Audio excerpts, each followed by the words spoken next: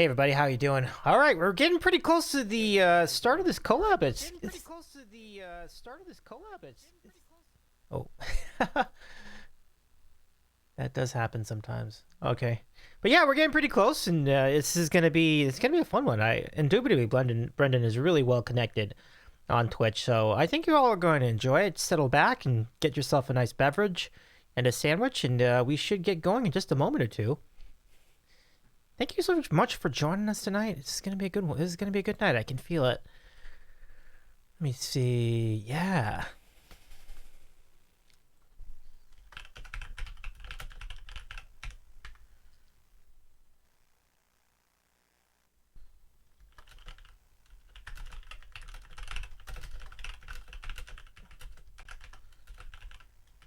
Okay.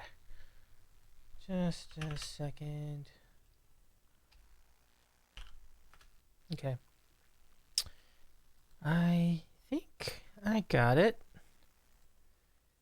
Just taking care of a thing over here. Just a second.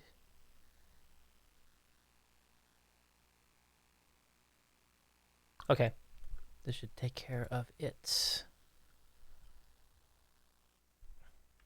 Sweet. That's pretty cool. Okay.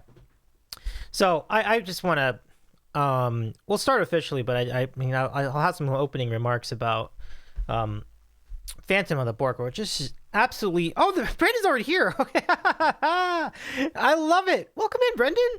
Thank you so much for joining us. Hello, Joseph. Oh, good to see you again. Indubitably, you've all raided into here. Thank you so much, everyone. So now we'll just wait for Brendan to jump onto the stream fashionably early.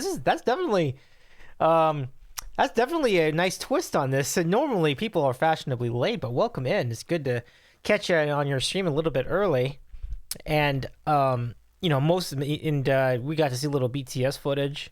We got to see Brendan getting a sandwich ready. It was really exciting. It was really good to see that. Play some original songs, which were really good. And so let us go ahead and get those sandwiches together. And we're ready to thank you very much for all the love.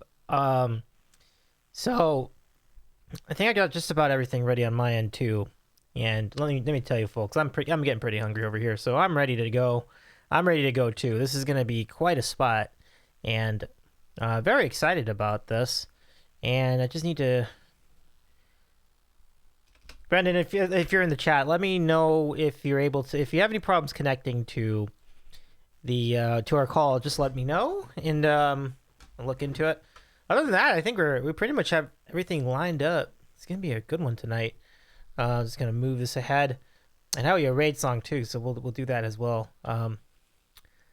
Let's see. Okay, looks like we're good here. Luna, it's good to see you as well. Welcome in. Nice to see you. Thank you very much for raiding us, everybody.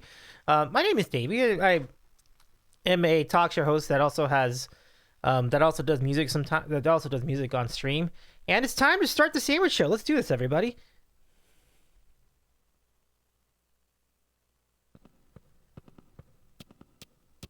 Yes. Ah, yes. Well, hello, everybody. So great to see you, everyone. My name is Davey. I am the host of the Sandwich Show. It's a talk show that also features other things, ergo a variety stream. It's going to be a really great night of conversation and possibly some music. We'll have some fun tonight, and we definitely will have some sandwiches coming up in a minute. So let's talk a little bit about the last couple of days. Helsinger, it's really great to see you as well. Let's go give Helsinger a shout out as well. Nice to see you, everybody. Oops, no worries. But let's shout out Brend first of all. Indubitably, Brendan. Thank you so much for the raid. Great to have you with us tonight. And then Helsinger, who's a very talented musician as well. Really good vibes over at Helsinger's channel. Good to see you all here tonight, everybody. And King has joined us as well. One of our great supporters of the Sandwich Show. And a variety streamer as well. So hello everybody. It's really great to have you back. If you missed it on Friday, we came together. We had a lot of Twitch friends come together to do our latest Twitch musical, Phantom of the Borka. and the replay is on YouTube. The link will appear in chat shortly. It was really a great time. Oh my goodness, that's awesome. Well, I'm glad to. I mean, it's because of all of you that make that this stream can be such a fun place. So I'm really looking forward to this conversation with Brendan as well, and because he's such a good friend of ours. Let's go ahead and do the raid song for our friend Brendan, and it goes like a little something like this.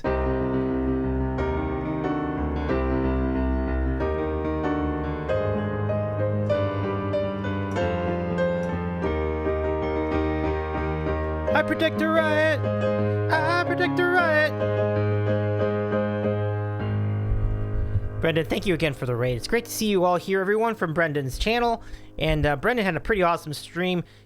His streams are frequently awesome because he's got a really good panache for writing original music, and his guitar is just got such a good kick to it. So I'm really excited. The Phantom of the Borkra. Brendan, I don't know. I didn't catch if you were there in chat on Friday, but I will tell you, that was a great show. I highly recommend checking it out. And Rahomo, guess who didn't know? Oh, no. No worries, Rahomo. Welcome in. It's good to see you tonight. Rahomo, of course, is one of our great mods here on the program. And Tina French, it's so good to see you, too. Welcome in, Tina. Nice to see you again.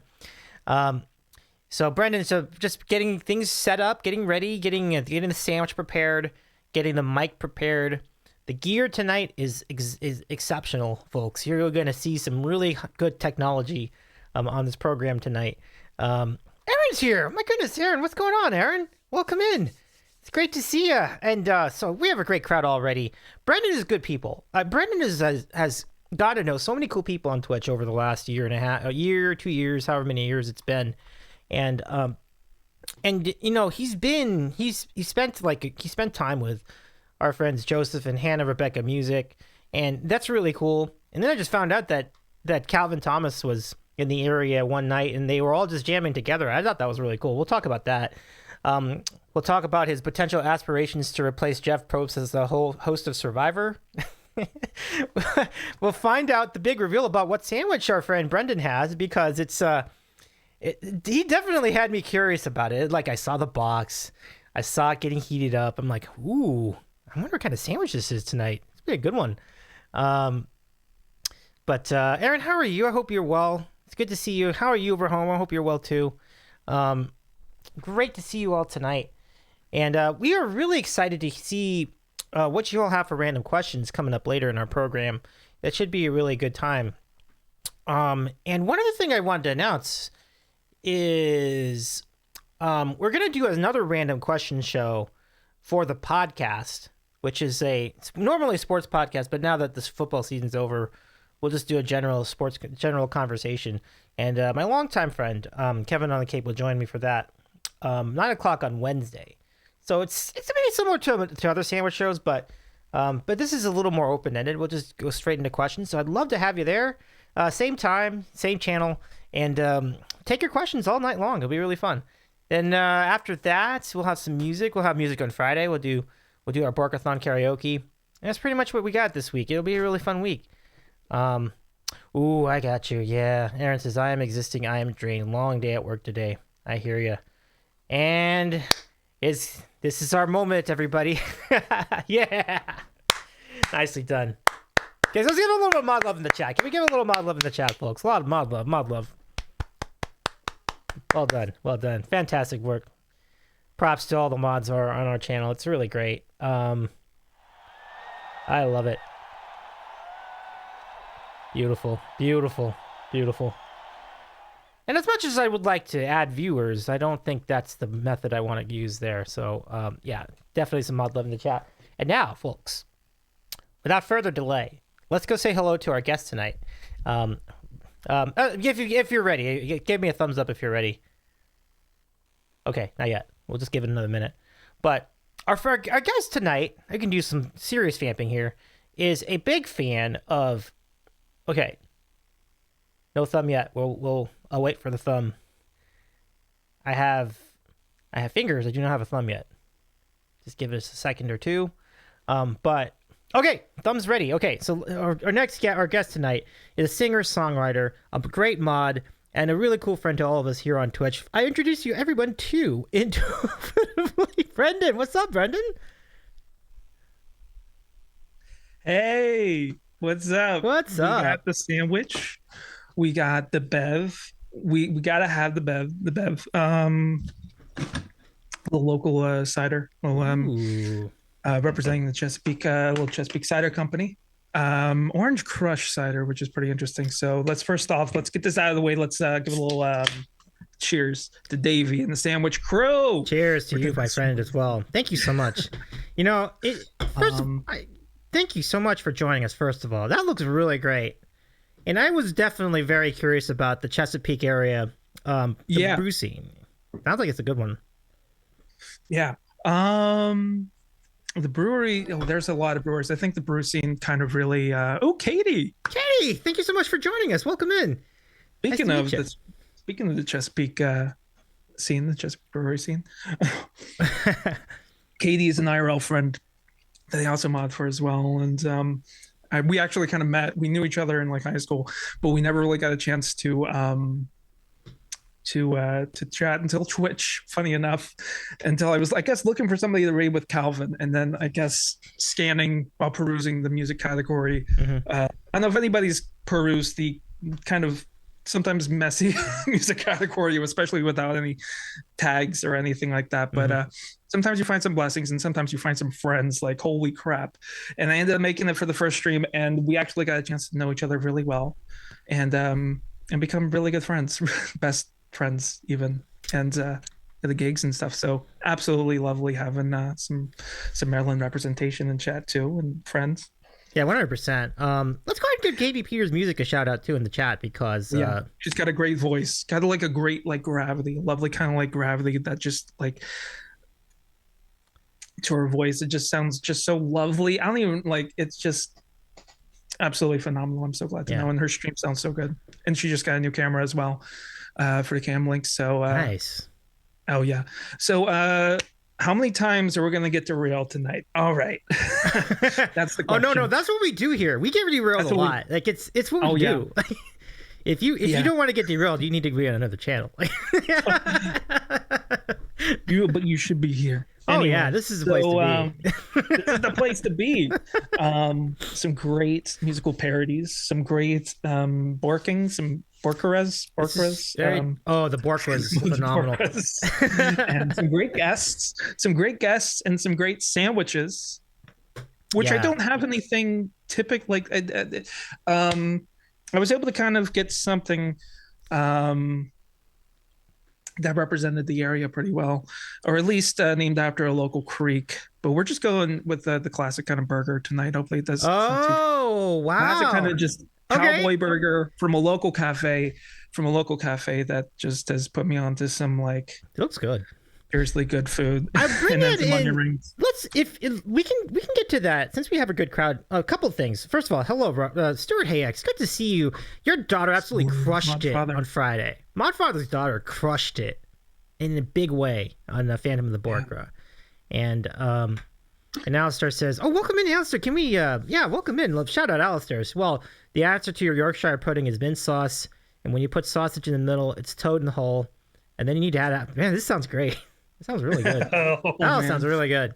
So, Brendan, if you're how hungry, scale of 1 to 10, how hungry are you tonight? I had a little something beforehand, a little sandwich, a little pre-game sandwich, a little pre-sandwich. Oh my gosh, it's hardcore. Just to kind of tide me over for stream, since there was also regular kind of streaming time for me just before we headed over here. So I kind of wanted to get a little something in my belly. Got to get a little food. I started to get a little hungry. Not gonna lie. Okay. Like about an hour into stream, so I'm ready to do this. I'm ready to do this too. Okay, so let me give you the intro first. I do an intro for the sandwich of the week. Isn't that wild? So like, oh my gosh, did we get the Bean Boozled again? Intros are the best. Yeah. All right, here we go. So let's do it, everybody. It's time for the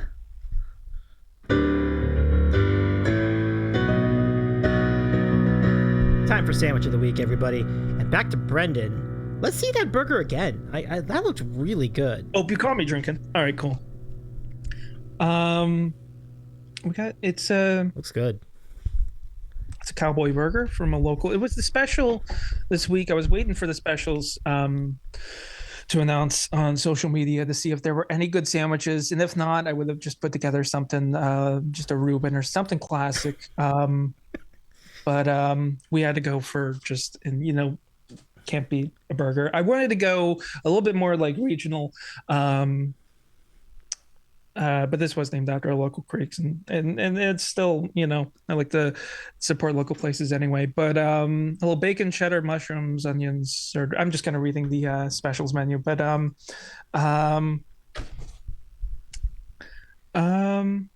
not too shabby. Not too, yeah. If you want the kind of real, kind of genuine taste of the Chesapeake, might have to get back to me around the summer time frame, and I will hook myself up, and I will definitely flex genuine crab cake love without getting too pretentious or anything like that. No worries. All right, so the old bay in the chat, Joe. Mod love. Great to see you, Joseph. Welcome in. Rahomo with this comment. Alistair is treating me to an appetizer. Don't I know it? It's time for Bean Boozled, folks. Oh, man. And then I'll present Sandwich of the Week. But we should probably have this first so I can at least, so at least I can have it washed out by my Sandwich of the Week. So let's do it. Yeah. I don't want to flex. I'm going to just When I do this interview, I won't cheat. I will cook mine from scratch live on stream. You're going to do it on stream? Alistair? And that's more reason to do this. I'll get back. I will reach out to you. I've never seen anyone cook their Sandwich of the Week in the middle of the show. That's kind of exciting, actually. Ooh, yeah. That is really exciting. Alistair says, I don't miss. What time is that going to be? At this, what time is it right now? Is it this is let me think. It's 2 a.m. for you right now? It's kind of crazy. Anyway, here's a Bean Boozled tonight. It's either going to be birthday cake or it's going to be dirty dishwasher. 214. Oh, dirty dishwater. Okay, not here's good. Hoping for birthday cake. Here's hoping for birthday cake. I appreciate you. I'm hoping for you. No! God damn it. Okay, time to wash it out with a sandwich. Wait. Time to wash it out with a sandwich. Hold up. Yeah, no. It's dirty dishwasher. Oh, that's second. That's just second guess. Just wait, no. Damn. Time to wash it out with a sandwich. Yeah, and beer. Got beer too. Call Don Henley, because we got some dirty laundry. Damn it, no, it's dirty dishwater, isn't it? Damn it, I had a pun. It's dirty dishwater. I love it anyway. Let's do exclamation point Don in the chat. Damn you, Bumpy. Damn you, Andy. But now we got a sandwich to cleanse. Well, what do we got going on? What is the sandwich maestro, the sandwich king, got going on for a sandwich? Yeah, I know. It's kind of worrying me too, Aaron. Aaron says, Davey, are you going mouth blind to the beans? You can't tell anymore? And I'm concerned. It's getting that way. I'm it's seriously I think my taste buds are getting burnt out. They can't even tell the difference anymore. Oh. It's getting to that point. I don't know. I'm a little worried too. We'll see. But I can still taste this, and it's a good one, folks. So I'm thinking, okay. So our friend Brendan is in the Mid-Atlantic, a really great seafood area. So I'm let's go with seafood tonight. Oh, yeah. Let's go with seafood. Can't go wrong. Let's go with let's see what we got. This is a spicy salmon burger. Oh, go wrong with some salmon. This looks good. So there it is on a brioche bun. Oh man. I'll take it off, take off the top so you can see a better idea what it looks like here. That looks delightful. Oh, you got yours? Yeah, let's show that for everybody else. Yeah. Double action. I love it. Burger. See, I'd actually say it's probably one of the better burgers in the area. If you it's good to have a burger that isn't just like McDonald's, or that isn't just a chain or something like that. Oh, yeah. But I found out about a lot of good stuff because of this cafe that this came from. Mm-hmm. I was made a true believer in meatloaf with how moist it can be, and and I know I'm using that word, but just when it's not when you're not drowning it in ketchup, which I still grew up with good meatloaf. It's classic, but like just going for the specials. Go for the specials. If you have the specials like underrated, and not the ska band, but like at like a restaurant or a cafe or something like that, go with the specials. Like there's a lot of great stuff in the specials menu. If you're not sure what to get, there's some stuff that's not on the regular menu. Like there's some great fried chicken, and it's great to have fried chicken that isn't some of the chain stuff, like especially where there's a little bit of flavor of the South here. We get a little bit of everything. I think Maryland is a very kind of is its own kind of place. Like best place on the bay, best crabs, best has a really kind of adds to like this regional identity. That's really nice, and it's also kind of got like hints of the we're in the Mid-Atlantic, but it's also kind of like got hints of the South too. So you get some good Southern restaurants. You get like biscuits and gravy, but you also get like, I don't know, like cream chip beef or something that's like popular in the Mid-Atlantic for like breakfast or something like that. It's like you get a little best of both worlds, and that's what I kind of love about it. Oh yeah, I mean you're right. You're right on that right on that threshold between North and South. Like it's right there. Yeah. Yeah. Let me say hello to Simolio, who's a pretty wicked musician as well. Simo, so good to see you tonight. We got folks. So there's a shout out in the chat. Go give our friend a follow as well. It's really quite a bop. Like, and I think our friend is really good vibes for sure. But anyway, back to sandwiches and the whole thing. That does sound really good. And no, so what I didn't check is, do you have onion rings in your burger, or is it just cheese and bacon? I have some onion rings on the side, but not on the burger. Although we can put it on there. We're going full Burger King tonight with the, or we're one upping. No, actually, cheers. All right, cheers. We get it. Oh yeah, there we go. Stuart, this interview making me hungry. I hear it. I need napkins. Well, if you're here, you're gonna be surrounded by sandwiches. I take pride in that. I'm getting sandwiches. Timo saying the same thing. This is good stuff, though. Man, I still wanted to get some seafood.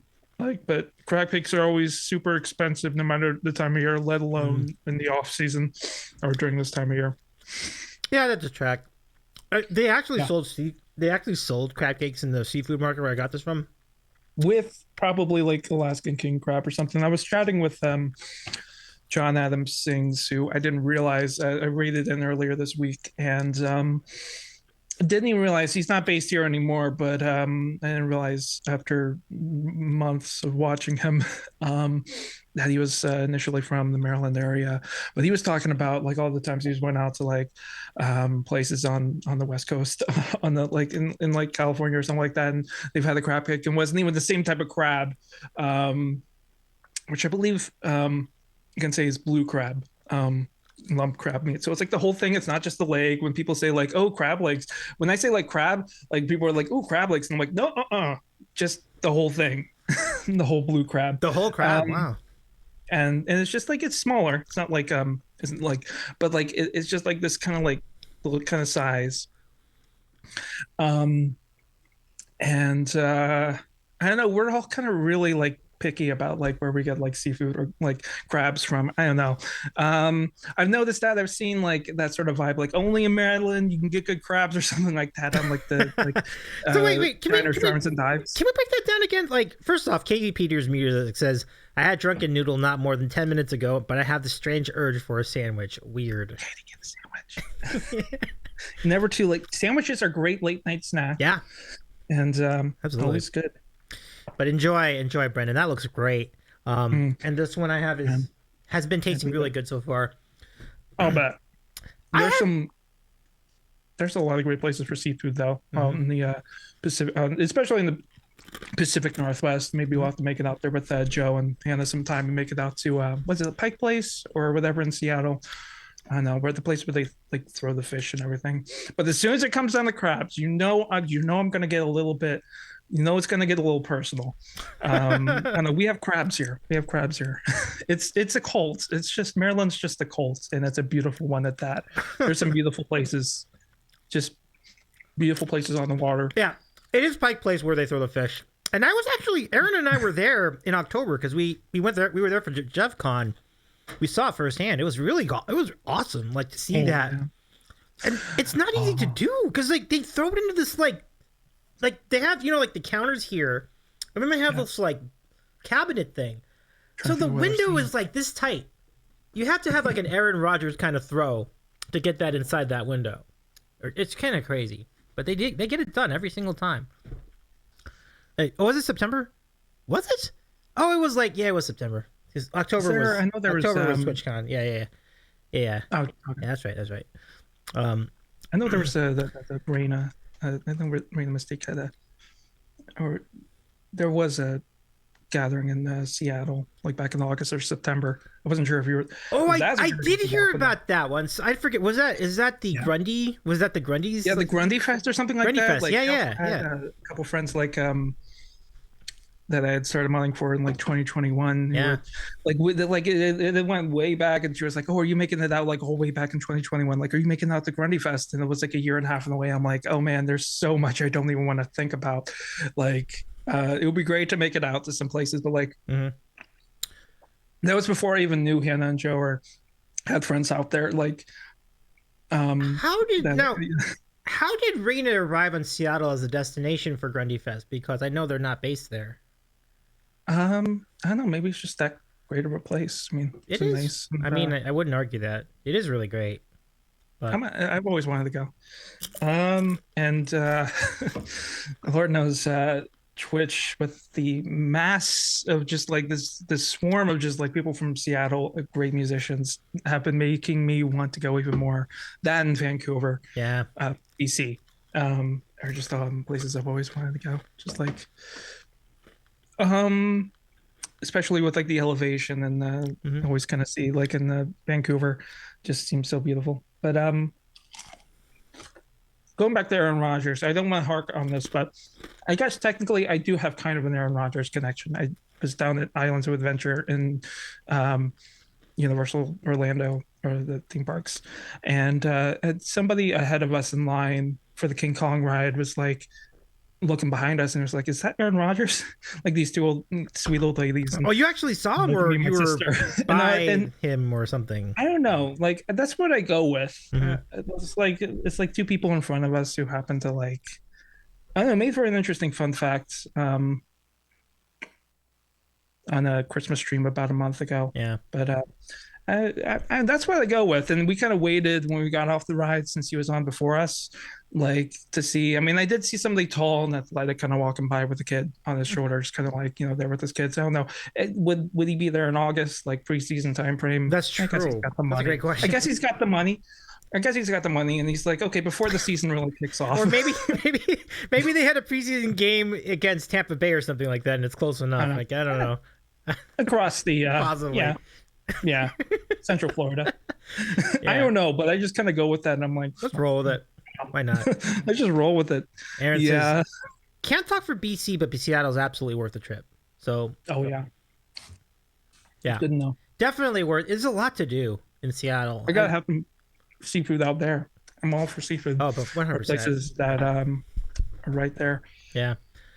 And definitely a lot of good friends to make it out there for. Now, Brendan, you've gotten to know a lot of cool people out where you are in Maryland. Like, and I think that there's a lot of good people here too. There's always a connection to Maryland. It felt like it's kind of nice to eat on stream. I don't mind eating on stream. I hope it's not bothering anybody.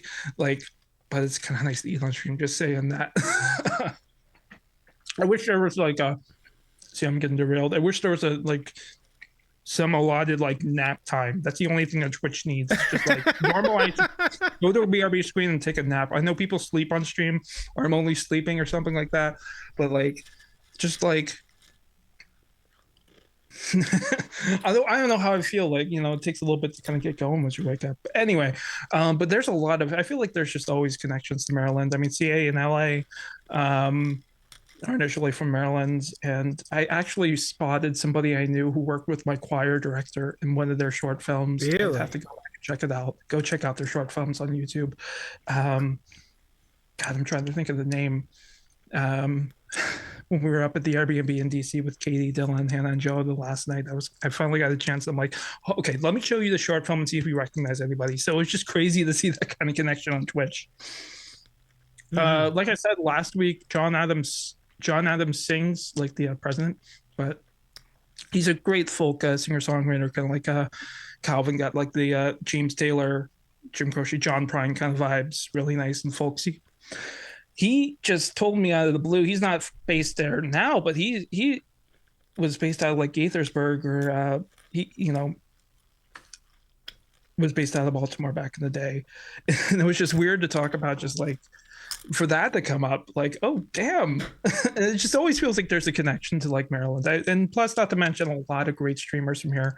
And I'm glad to kind of foster some of those great streamers. I mean, and see some great friends from here kind of blossom, and like Katie, and just get to know. Wait, which Katie are you speaking of? Just out of interest? Katie Peters. Yeah, Katie Peters. Wait, in the chat.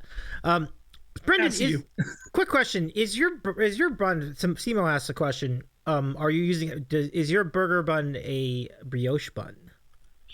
I'm gonna go. It's kind of the classic. I'm gonna go with yes. It's kind of got that. I've made a poor man's brioche and the rich man's brioche, or whatever it was back then. Okay. This one cooking class I took back in like high school or something in this really nice kitchen.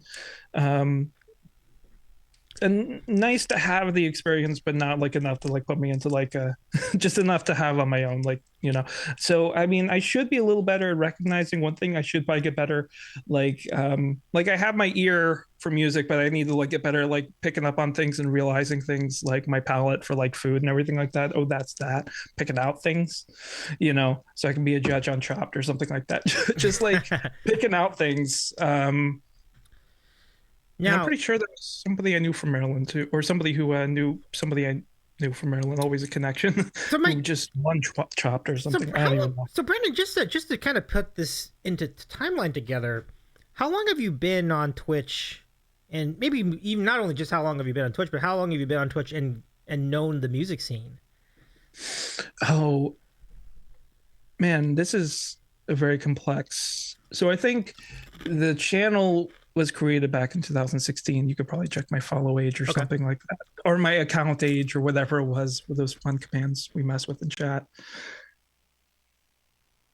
So it kind of started on there, and I kind of popped into, I didn't really know the Twitch culture much, and I just kind of would pop into these random like gaming streams, or like No Man's Sky just came out, and I'm like, oh, like back when it wasn't, before it got good, back before, so, and then some like other random like big streamers that I had no interaction really, kind of like just I was looking for streams to watch and a way to kind of dig into the Twitch culture, see if I could kind of get it. Oh yeah. I never really like anyone regular until 2017, but where I started kind of interacting with this one lead singer, this one band that I was in, who would go live, do some gaming stuff. Now he does music stuff with his band, but they were one of my favorite bands, and I think that was like the first time where there was like a whole community, where it's like a regular stream to pop into and a regular thing where chat, kind of had that sort of feel where I was kind of like a part of it and learning kind of all these little tricks and just the general kind of like Twitch has this sort of culture and this vernacular in like Maryland, these little occultish things or something like that. Well, and I feel like this Twitch itself was kind of learning its own culture at that point, right? Because this is 2017. Yeah. This is way before like all these streamers were here. It was like, I think it had already kind of gotten what band? It was Protest the Hero. It was their lead singer. Band from Whitby, Ontario.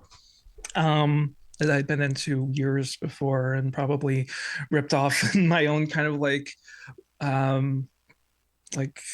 when I don't know, I just kind of wanted to be that singer back when I was kind of taking like some like classes and stuff, and my voice was in pretty good shape. And I probably ripped off too much, but now I'm trying to start to sound like my own person.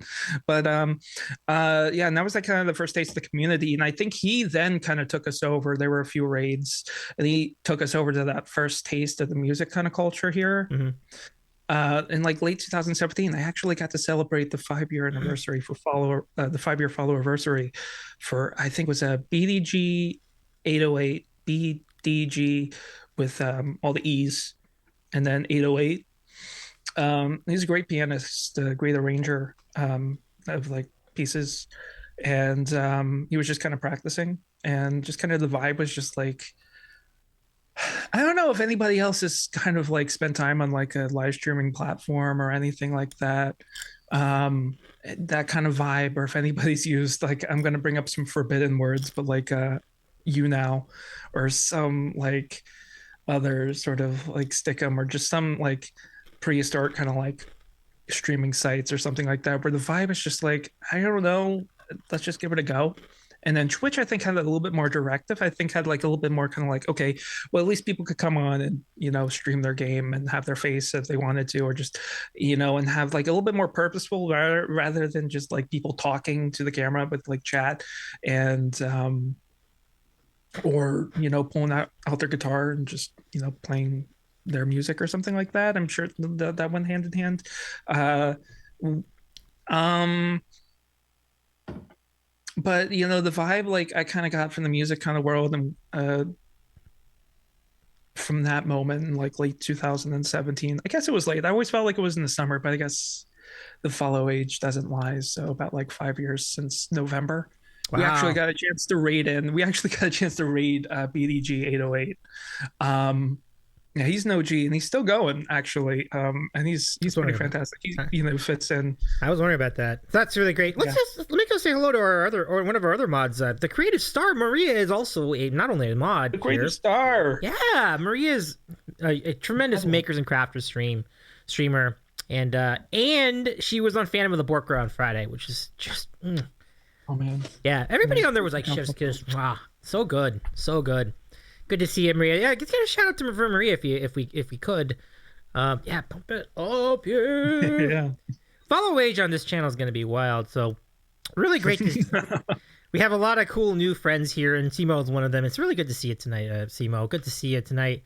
And so yeah, the fan of the Porker was so good. But you've talked about some of these great experiences. Was there anybody on this platform? Maybe we'll get to this question later, because I first want to ask, what inspired you to do a stream, to be a streamer? Because even I think we know you as a mod. I knew you as a mod first, and then I found out you do shows, and I think that was really cool. Like Yeah, it's always nice. I always kind of played a little bit low key, but yeah, I've always kind of had that sort of like, since I was younger, of course, like everybody, like you want to be a musician, you want to do this, and it just somehow my dumb brain just had never faded. So there might have been like some interactions with friends that once kind of things got social, it got a little bit kind of heavy and serious and like heated and everything like that, but that dream always kind of existed. And I very poorly kind of demonstrated that sort of like skill. Like, but like, and like I've written lyrics. I've always kind of been into creative writing, growing up, and always had like a notebook full of like lyrics or doodles or something like that, or just some words, or pulled out some loose leaf sheet of paper in school instead of like doing my actual work and writing poems or something like that. And then like, so I mean, I've always kind of put together these little songs that I've always kind of wanted to be a musician. It's just like I always kind of put myself second, and I've always kind of like the behind the scenes nature of things and working with people and being on stage behind the scenes, whatever, rather than and not just performing, but I've always envisioned myself performing and being in that sort of position and giving myself that power. And I think it was just that natural kind of progression of just wanting to do that and wanting to do whatever it took. I'd had a bit of a rut since like 2015 or 2016, since like I dropped out of like college and just wasn't working for me. And I just needed some time to myself. And a lot of me time was definitely what kind of carried me forward, and a lot of getting to see the town that I was in and just kind of look at things and my kind of perspective as what I wanted to do, my musicianship, getting into other things that kind of kept me in the musical world. Like I did these vinyl shows on another platform, probably see like the vinyl shelf kind of hidden. It's all kind of a mess, but like don't point to the back anyway. uh but and I had a kind of a setup on that other platform that it just didn't really kind of feel like home. And ever since like I started focusing on guitar, I played bass for like 10 years, and then like a year after I was like, I should probably focus more on guitar. I learned songs here and there, and then I kind of been messing with OBS all this while, and then that kind of transitioned into Twitch, kind of figuring out ways that I could kind of make that kind of work and do something. Try to kind of build up over time. I had spent a lot of time in streams, some friend streams, modding for them, hanging out in there, and just kind of playing along on bass. And then I kind of had a little peaceful kind of moment like back in 2019 where like I was a bit of a late bloomer picking up the guitar, but like as soon as I did, it just kind of clicked, and I really liked the way I've been kind of handling it.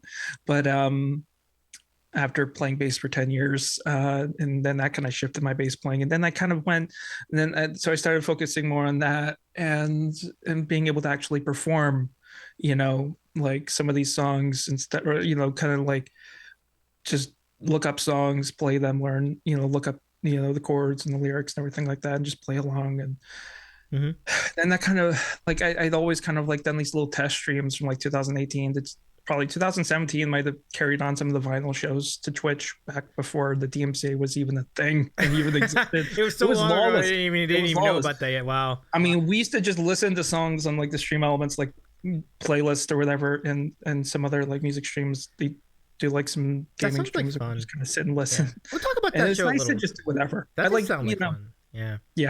And all the DJs and all the fun people coming in came with a cost, but I wouldn't trade that. There's a lot of great people here, and if they like, I'm super grateful for all the people. It's so nice to see people kind of find a home. So that's by far in a way. So I just kind of been preparing myself to stream, and then eventually like late 2019 I was like, okay, I'm gonna do these little cooking streams to tide over, just kind of take the phone down to the kitchen with the Streamlabs app and set up some stuff. Then I was always kind of setting up stuff on OBS, kind of playing around with that some more, and working out something for like working out a scene for Twitch, and kind of preparing. It was all kind of just preparing. And then I think Christmas Day 2019, all I needed was, I just wanted an acoustic guitar, just anything that worked. And my mind, I would always go to these thrift shops and find a little bit of a haven there, and I just kind of wanted something secondhand that worked. It didn't have to be like, acoustic electric, didn't have to really kind of, although I wish it had been, but like, because I probably should have probably given myself a little bit more credit in finding an acoustic guitar or something like that, or finding something, being a little bit further along. And as soon as I got that acoustic, it was just like, we're going for it. And I shared a mic with the guitar and my voice. It was this really peaky old USB mic I had like from like 2013, 2014 that I'd used with this old DAW, and like to record some really interesting stuff. I had gotten this MPK 25 as well, and kind of, so I had that mic since then, and that's the only thing it has. I just kind of pulled it out and plugged it in. It was a USB mic. Yeah. As long as I shared, like, I think I did a stream where like I did plug in with my interface to the guitar, and had the USB mic and everything. So that wild delay. Right. But and I just, once I got the acoustic, I was like, you know what? Now I can actually kind of keep track of things and go for it. So I think that was Christmas Day 2019, and then I just kind of, it was a little bit low key.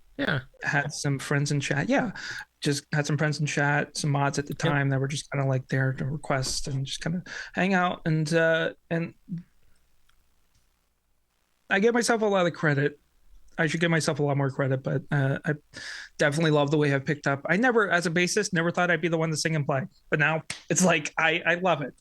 That just is a natural thing, and it's taken and skyrocketed and advanced my songwriting to a level that could actually kind of like feel like it was going somewhere. Like I didn't just kind of like write these lyrics and actually could put the music behind it. So I put the music behind my first song and then the lyrics. So like Yeah. I had the first song where I put music, then the lyrics, and that was a song called "Get Out," which was just about kind of being stuck in a rut and being in kind of a toxic space, but kind of loving the people, like kind of feeling like you fall short in places where like, you know, you fucked up moments with like other people that kind of were kind of helping you get there. And that's kind of what the verse is about, kind of falling short in the places that matter to you and the places that kind of will get you to that next level. But then kind of that chorus comes in as a reminder, as just this belting kind of, I had this kind of wild sort of riff and I needed a way to like fit some vocal melody over top of Yep. it. So I was like, that was interesting. Like, you know, so like I was like, I'm just gonna scream, I gotta get out or something like that. That's like your hook right there. Like that's right. Yeah, Right. yeah. And yeah. Brendan, if you talk about your songwriting and even just your music in general, like who have been your influences as far as artists are concerned? Like who have been the good people that have inspired you in what you do with music? Well, the first band I ever got into, the band for me is Jimmy Eat World, and you'll probably notice that. I've been meaning to organize the song for that makes years. sense. Attracts, yeah, For absolutely. years. Yeah. It's my raid song, Phil? I guess. I try to avoid the like I used to have a song that I started with and then a song that I closed with. By the one like so I started with like Love Never by Jimmy Eat World, which is a new song of their latest album at the time. And that was in like 2020. So and then that just kind of got tedious. And then I had a song that I ended on by another band that kind of was a huge influence on my writing and kind of particular style called Eels. You might know the biggest hit, Novocaine for the Soul, or Last Stop This Town, kind of 90s it's crazy you mentioned alternative. Eels. I heard my first Eel song like a week ago. And it's called "It's a Motherfucker." Yeah, Let's go. My friend, yes, Rock the Piano, Fucker. like introduced that to me. So Eel are a good band. Like it kind of reminds me a little bit of like Ben Folds 5, and that's yeah. He's just got. I don't even know how to describe it. He's just. I think the second best thing to my third influence, which kind of came a little bit late, like the Beatles, where I never grew up with this person, but it kind of hit later on. I kind of found my way in, and unfortunately, with this one, it was kind of after they had passed, and there was this sort of magic that kind of soaked in. Tom Petty, who, I mean, do I need to say any more? I mean, just like absolutely. now I'm just obsessed. No, but these Eels, Mark or Mr. E from Eels is kind of like the second best thing that we have. But if we can't have Petty, then at least as long we got to hold on to Eels to Mr. E. For sure. So. Let's say hi to Phil Vello. Great to see you, Phil. And the Rev Aftershock 2015. I heard you're getting into podcast too. What's going on, Tim? Good to see you. You know them well, so yeah. That's and sort of the more recent kind of standout. But a lot of Heartland stuff. Like I wasn't. I didn't grow up on Bruce Springsteen, but then that was another artist where it was like, well, I mean, it's kind of obvious. It's like, I mean, I wish I had been into him. So you get a little bit of like Bruce Springsteen. And then, man, just I don't know. I'm very kind of vocal in like what I'm into and like what kind of inspires me to do what I do. And I'm all kind of for the spirit of how those people do it. Like I did create a Tom Petty emote, which funny enough, the original I kind of keyed out the background and had like a wider kind of frame version of the emote. I don't know if Joe's still here. If he's got to go, then he's got to go. But like, and can use it in chat. But kind of as a filler for some of the GIF emotes, until I kind of reached out to my artist, kind of like, you know what, let's have a Tom Petty mode because I want to channel that spirit, same as I do like Jim Atkins from Jimmy Eat World. And there was one version of the Tom Petty emote that I just kind of uploaded it to I think I see it. Yeah, Katie just put it up. Katie. Yeah. And there was one like kind of wider, kind of keyed out background kind of version that I had. It was uploaded to Tenor GIFs, and the drummer Jimmy Eat World is a huge Tom Petty fan. So around the time of like Thanksgiving here, back in like November, he had posted the perfect Thanksgiving album, Tom Petty, Wildflowers, and the next tweet, I guess the add another tweet or whatever, that I don't know, Twitter. I've been just now interacting a little bit more on Twitter, but was that emote, was that kind of like that GIF of Tom Petty kind of like nodding along and everything like that, with like the original kind of like file. It's just bad and just choppy, and it cuts out. It's like goes black for a second. But he had actually posted. I was like, wait, is that what I had created? I don't know. So like it's like a weird kind of thing of like two influences kind of clashing. But I always kind of wanted, so I wanted that sort of spirit of Petty. And here's a pop quiz trivia question for you. Like, first of all, Tim, I love this comment. So you're from Maryland? Me too. Did you know that? What? True story. I might have. I feel like there's been so many chat messages over the years. I feel like. Oh, first off, we got some more Maryland people in the chat. Yeah, 100%. Rev, and like, let's fucking go. Like, I feel like I'm pretty sure. Like, I can always kind of guess. Like, I probably heard it or seen it in chat or something like that. Man, but if not, we're just gonna learn it now. Like that's let's go. I love it. Let's go. I should have put some Old Bay on this burger. Damn. Yeah, there you go. I was like, oh my gosh, I thought that was a lot. Land of McCormick spices. Yeah, there we go. There you go. And like, and there's something special about it here. I know everybody uses McCormick spices and Old Bay's like everywhere. If you were to describe Old Bay to someone who's never had it before, how would you describe it? It's I don't know, just sprinkle it on my grave, whatever it is, just like it's just it's the spicy, goddamn,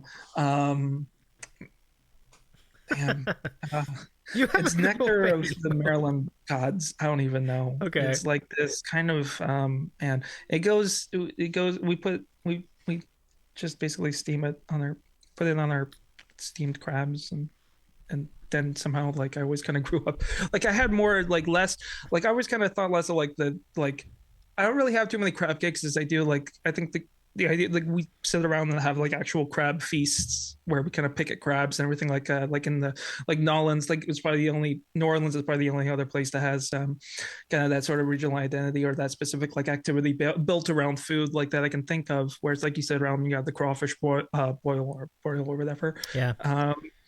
But like that's kind of like what we do here, except it's better and there's a lot more to it. But I mean, not like no flames. Like I really got to go and have like serious like crawfish down in New Orleans. That's another place that it's so crazy. It's like one of the only places in the States where it's like its own kind of like it's like a foreign country for people who don't like traveling out of the U.S.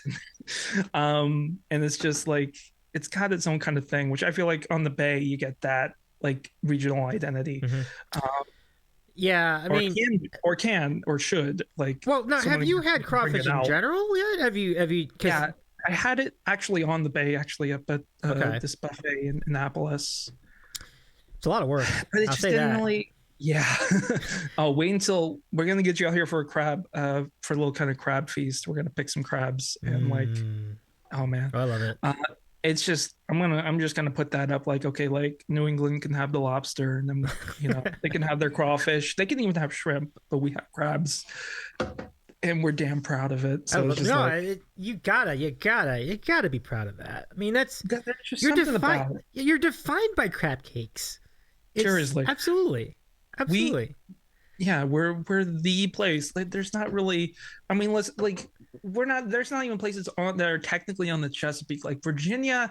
I mean, are they even? They got the Potomac. They're just like, they had to like stamp a landmark like and name a place after the Chesapeake to say, okay, we do have the Chesapeake here, but it's like it's kind of slim and few and far apart. Now that I think about it, I might have heard the Rev say something about being from Maryland. Talk about Chesapeake Bay, smack talking, folks. That's pretty unique. Yeah. That's like micro regionalized smack talk right there. Yeah, it's like we're getting to like the nerdy smack talk. Like, seriously. Sure. Yeah. And then it's like, okay, the largest estuary or watershed, or like I get terms confused a lot, but so it's like, okay, so it extends up to like Pennsylvania. It's like, do they even really have it up there? Nothing Mhm. really. They're the snack belt. They got their own thing. Yeah. And then New York, it might extend up to there or something like that, but it doesn't really. And then does New York is big, better known for other cross. things. I mean, they have good seafood, no doubt, but I'm sure they got get a lot they of got stuff. that melting pot. New Yeah, York's yeah. got that melting pot. Yeah. It's just, I think, one of the most beautiful But things. I love Tim's comment. Yeah, Maryland crab cakes are the best, and I'm not disagreeing with that. I think that's pretty good to me. Let's see. So yeah, I mean, all in all, But like, I just always think of yeah. Sorry, I feel like I'm just cutting you off. By the way, like my Oh mind's just don't. going and doesn't know where to stop. So if we're as long as we're going and we're definitely going. So like we've really gone to a lot of really fun places, and so Mike, I was wondering yourself as a mod, which is how, like, as I was saying, like, this is how a lot of us found you. How did you get each of your mod assignments? Like, these are great. Every mod story, every mod's mod has a story. Every mod's birth has a story. Yeah, exactly. Every mod has a story. So I'd love to hear yours. Well, I started, I guess, kind of it's always sort of just like you just happen to be there and people trust you and whatnot. But I think 2018 was sort of like my training days as a mod. I remember the particular head mod who is no longer with us of that particular channel, and one of the other kind of long time and huge fans of this one band that I'm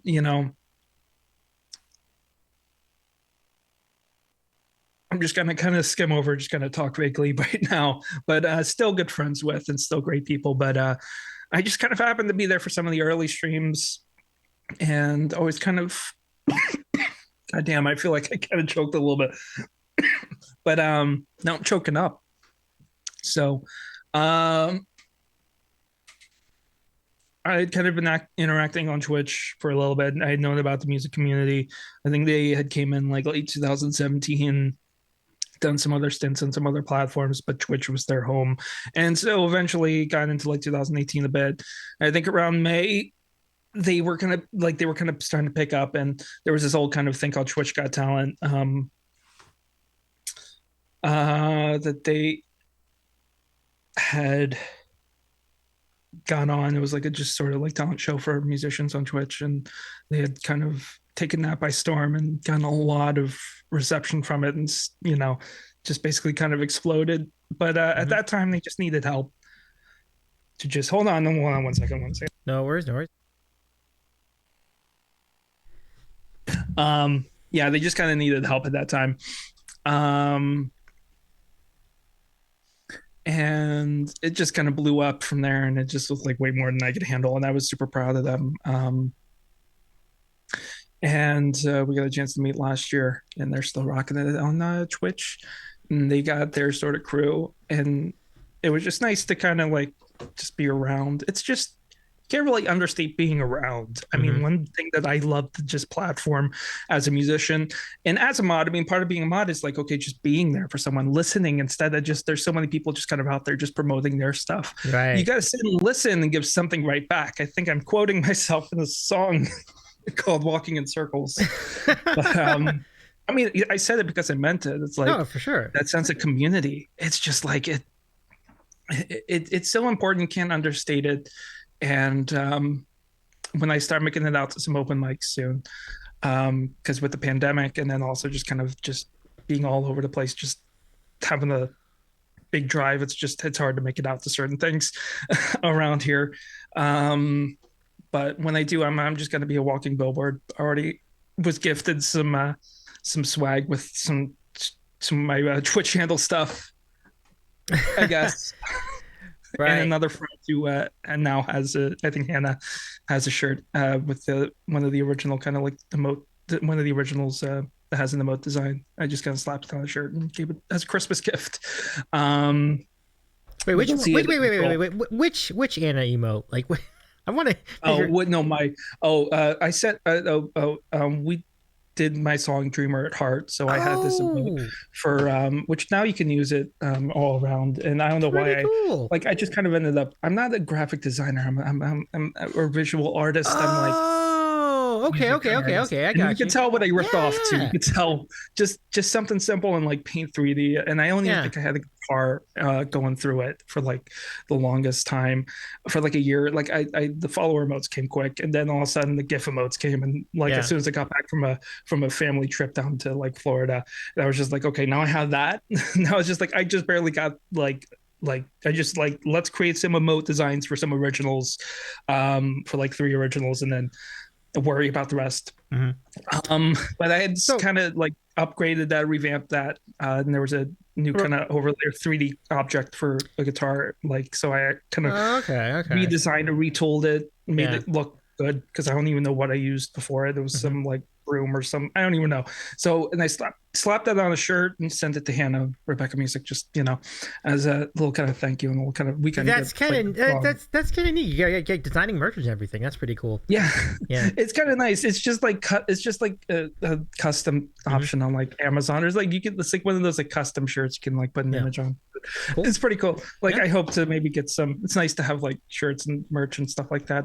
Katie, the year prior, kind of had an extra shirt from her and her husband's band or group they used to play together called it was a called Dylan Katie Band, and they had an extra shirt, and it was one of the last gigs of the year. They started making it out to her gigs, a little bit into her Twitch tenure, and Yeah. sort of like finally was able to make it out to one, and it was like the last gig of the year, after making it out to like 2 other gigs before, and she just kind of gave the this little DCB shirt for a song border. Yeah. I mean, merch is just really cool if you can get there, or just even slap it on like a custom, like if you can just like find like some place that does like a custom like kind of shirt thing. And then I was kind of gifted as well over the holidays, just like this one really comfy like shirt that just has the Twitch logo and my handle on it.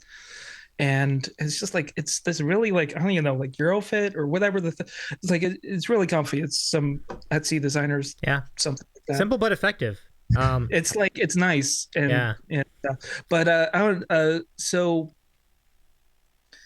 we got to play Dreamer at Heart with Hannah, Joe, Katie, Dylan, who, by the way, when we jammed the last night up at the Airbnb and we streamed and everything like that, and we had them up and they spent the night, and we stayed up to like 4 a.m. just talking about our futures and what we wanted to do as musicians, as so on. And we just, me, Hannah, and Katie, and early on we streamed for like 4 hours or 5 hours. And shout out to Katie's husband Dylan for just the first time he'd ever played bass along with a group for 4 hours. His fingers were literally, I didn't get to see, but like just torn to and he's a session musician, great musician, great supporter and cheerleader in general of Katie. And Katie, of course, has just a great musical mind, and they go great together, and I'd love to see how they go great together. Finally kind of getting things published. I'd love to see things of mine get published, but I'd love to also just kind of work on it, because it's like, would you rather take the time and put all that heart and soul into the original that you gave it, like initially upon writing it, or something like Get Out that's like kind of like my baby, and it's like I want to hear like everything come to life. I want to work every part of this out, on drums, on bass, on guitar, and everything. Or would you just go, or do you want to spend all your hard-earned money, or there's just something so unappealing about, like, I don't know, just kind of paying somebody to press record and and just basically, and then tell you to get out of there like 2 hours later or something like that. It's just what stands is that heart and soul. And if you could find somebody like a producer rather than a recording studio or something, it's just like, or if you could really just kind of take time to put that heart and soul and let that kind of stand and put that into that, like, that's sort of where I'm at. Like I'd love to do some like one take like recordings or demos or stuff like that tomorrow, or before I make it out to an open mic, and kind of have a little bit more than Twitch to promote, because then I'd just be a walking billboard for Twitch. Like, just have some, it's like, very tempting, right? SoundCloud I stuff. totally It's understand. nice. Yeah, it is nice. It definitely. With that shirt, with the Twitch logo shirt, you could quite literally be a walking billboard for Twitch.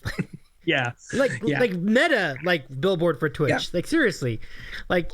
I mean, it's weird to promote yourself. Like, I mean, or like, and you're given like, because it has a username, but it's also like, okay, well, I'm here to promote myself at another mic. I'm here to mingle.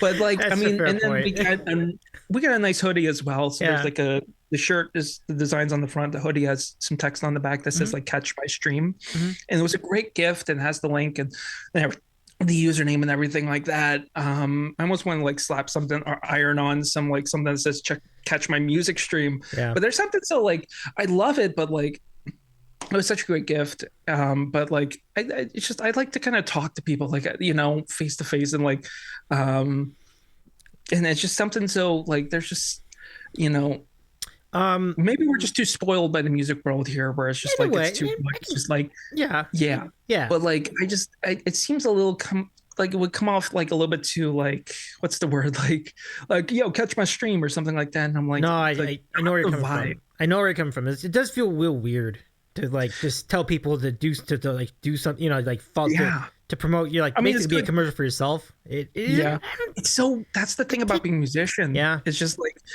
yeah, I've tried to sell the stream even to just like friends because it's nice to see people. It's nice to get support or something like that. But it's weird to talk about yourself or reach out because you know what you're selling people on, but you're trying to get people, you want to get to know. And my sort of thing is just like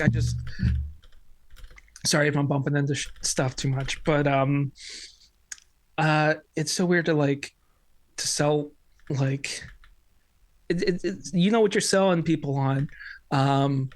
When you're kind of like but you got to do it. There's just like it's weird because I feel like that's the music genre in general. The industry seems to demand it. People yeah. Can you tell the difference between people who embrace that self-promoting aspect of music and those who really almost refute it in a way? Yeah. Refuting it can be beautiful in a way. I think just going about it your own way, or one thing I've seen about Twitch is just it's good to accept that love, but it's also kind of like,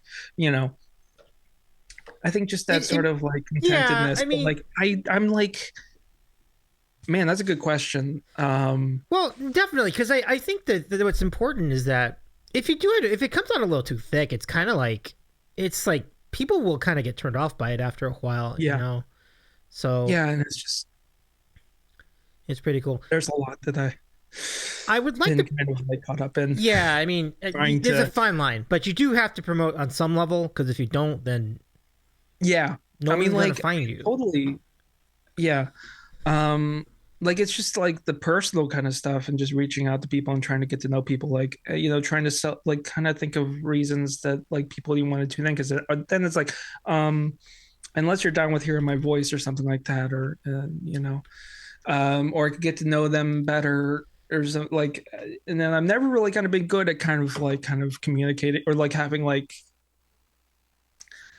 kind of building friendships or something like that. But so it's just like kind of the way I kind of reach out to people, like personally, I mean, publicly, or like when I go to like kind of plug the stream on Instagram or make that one, like Calvin and I were talking about, like reluctant to like post, or like it takes so much effort to just like sit down. Okay, I'm gonna post about this. I'm gonna get some promo for like an upcoming like event on stream or something like that. But you guys sit down and think of something like the right way to kind of think of a good way to kind of promote it and everything. And then it's like, okay, you know what? One day I'll make that post. And we were talking. One day that post is coming. Post is coming, and it's gonna come. I think it's important. That's an important point, though. Like, and I want to feed off of Tim's point, which is very similar. It says it pretty much is the same for anyone trying to create content. Love creating, but all the marketing can be stressful. Yeah. Marketing as a whole like degree. I mean, if that's your thing, I mean, it's just like, and it's a beautiful thing. And I love, there's a beauty in the way I like the way I do it. Like I have no issue putting myself out there. It's just like, I like also connecting with people. So it's just like, and I tie a lot into Twitch. So, if I reach out to somebody like, hey, it's nice to talk, and like just kind of reach out and just carry on these little conversations on the side. If I end up bringing up Twitch, which is like, and they're familiar with it, and then, it's like trying to get to the person to connect with the person and just kind of leave that be and just, maybe our paths will cross and tides, whatever, maybe.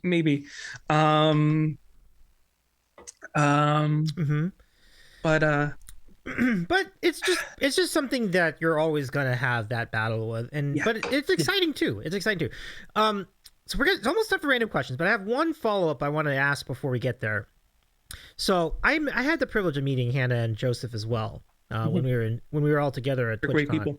Oh, there's no question about it. Two things: they're way taller than I thought. Yeah, they are. See, I'm like, I wasn't sure how they'd react. I mean, I think Joe kind of thought of me as generally kind of taller. We'd have like these little sound check moments in Discord or my Discord before the stream. Yeah. I was like, how tall do you think I am? And then he was like 6'1", and I'm like, oh, that might be a shock. Because I'm like, I don't know, like 6'4" or something like that. Some like really tall dude. So it's like, it was just nice being around some other tall people as well. Hey, what's up, Calvin? What's going on? Calvin's another person. Calvin, when we finally met after like 6 years, he was like, I thought you would be more closer to my height. And then so I was like, oh, let me just take off the hat. And then I kind of like, it's just this hat. And then I kind of like lowered myself a little bit. I was like, see, like this, but like, or something like that. But yeah, I don't know. So it was just good to be around some taller people, but it's just always kind of interesting to see that people have legs and that people are like a lot like people have legs taller. And I think who said that? I've heard that comment before. Yeah, I'm trying to figure who it was, but I've heard that comment. Absolutely. Yeah. Calvin's another one. Another really cool fellow I met down at TwitchCon. Yeah. Really, really great. And I mean, so it's good to see you, Calvin. Welcome in. Yep, it's kind of cool to put a face to a name, and Brendan is indubitably. That's what it's all about.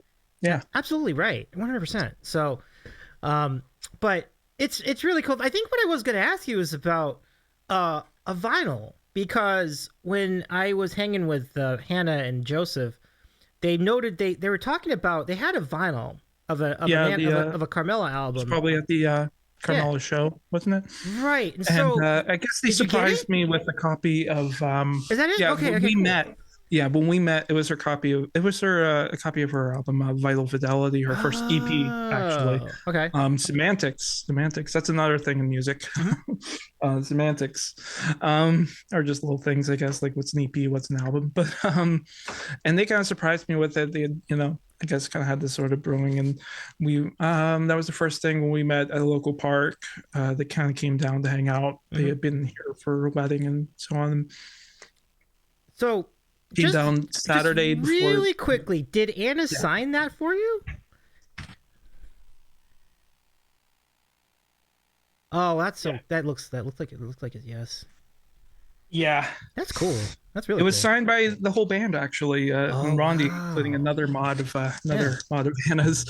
So they had kind of had this prepared, and we had met in that park, and they had kind of had all like everything like that they were kind of prepared, that everything that they had this little kind of like little Twitch sort of oh yeah, I think we all mic. Calvin, you probably got one of those too, right? Like that little pouch. So they were just like passing. I think everybody it got one of those. I know there was a story he was talking about when we were hanging out of that Capital One fanny pack or something like that, trying to pass it off to somebody, and somebody was a voice muted or someone like that who finally took up on the offer for the but this thing, I actually thought maybe I could stuff the Shure 55 in there or something like that, and I don't know, no, never mind, let's not cheapen myself. I could buy a whole case for it. It was not that bad. I just kind of been having that in the background, but I mean, resourcefulness anyway. It was pretty much signed by our whole band, and that's really cool.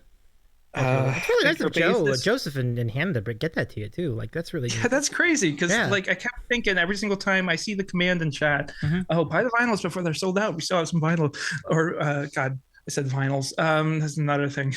Oh, you're not a fan? Are you hardcore about that? You don't like to use the term vinyls? Years ago, I'm pretty sure I'd be pretentious enough to say something about it. Now I'm like, I'm just glad I'm out. I know this topic. I'm glad I'm out of that do. Reddit. Yeah, there's a Reddit mentality. I'm glad I'm kind of away from. No, that is good. That's good. Reddit mentality is not good for people. It's not good for your mental health. It's like there were like not even communities, but just people who had just streamed like vinyl or something like that to like other platforms that just felt like Reddit, but like displayed from an actual person talking. they weren't showing their face, they were showing the turntable, and they were just kind of like, they had this very kind of like this, I don't know, like music today sucks, or like this and then like this is good stuff, or I don't even know, like just this whole Mhm. like sort of attitude that just was very put off as just trying to find, just me just trying to find a place or find some fitting in. Definitely playing music and performing, that's where my heart just sort of like Oh yeah. fluttered. Like, I mean, that felt so much better. I mean, I just would just play like 45s and then talk in between, like 40, like radio, like not even Like like a being just legit DJ. like Like that's sample like DJ. you're talking Yeah, like 50s DJ even 'cause, like like radio DJ, or yeah, like yeah. from like just somebody you hear on the radio. Yeah. Um, um, just cycling through a playlist or something like that, and it was fun. It was like an obsession. It was like a nice little hobby to kind of keep myself occupied and keep myself. It was all about music discovery. So you'd create, Mhm. dig. I wasn't so much. I'm not so for buzzwords or anything like that. Or a resurgence implies. I kind of thought of something before, but like you had the resurgence, but it's like, God, I'm trying to think of exactly what I said, but like a resurgence with like vinyl implies Mhm. that, like, I don't know. I had a quote Well, I'll let earlier you that think about it.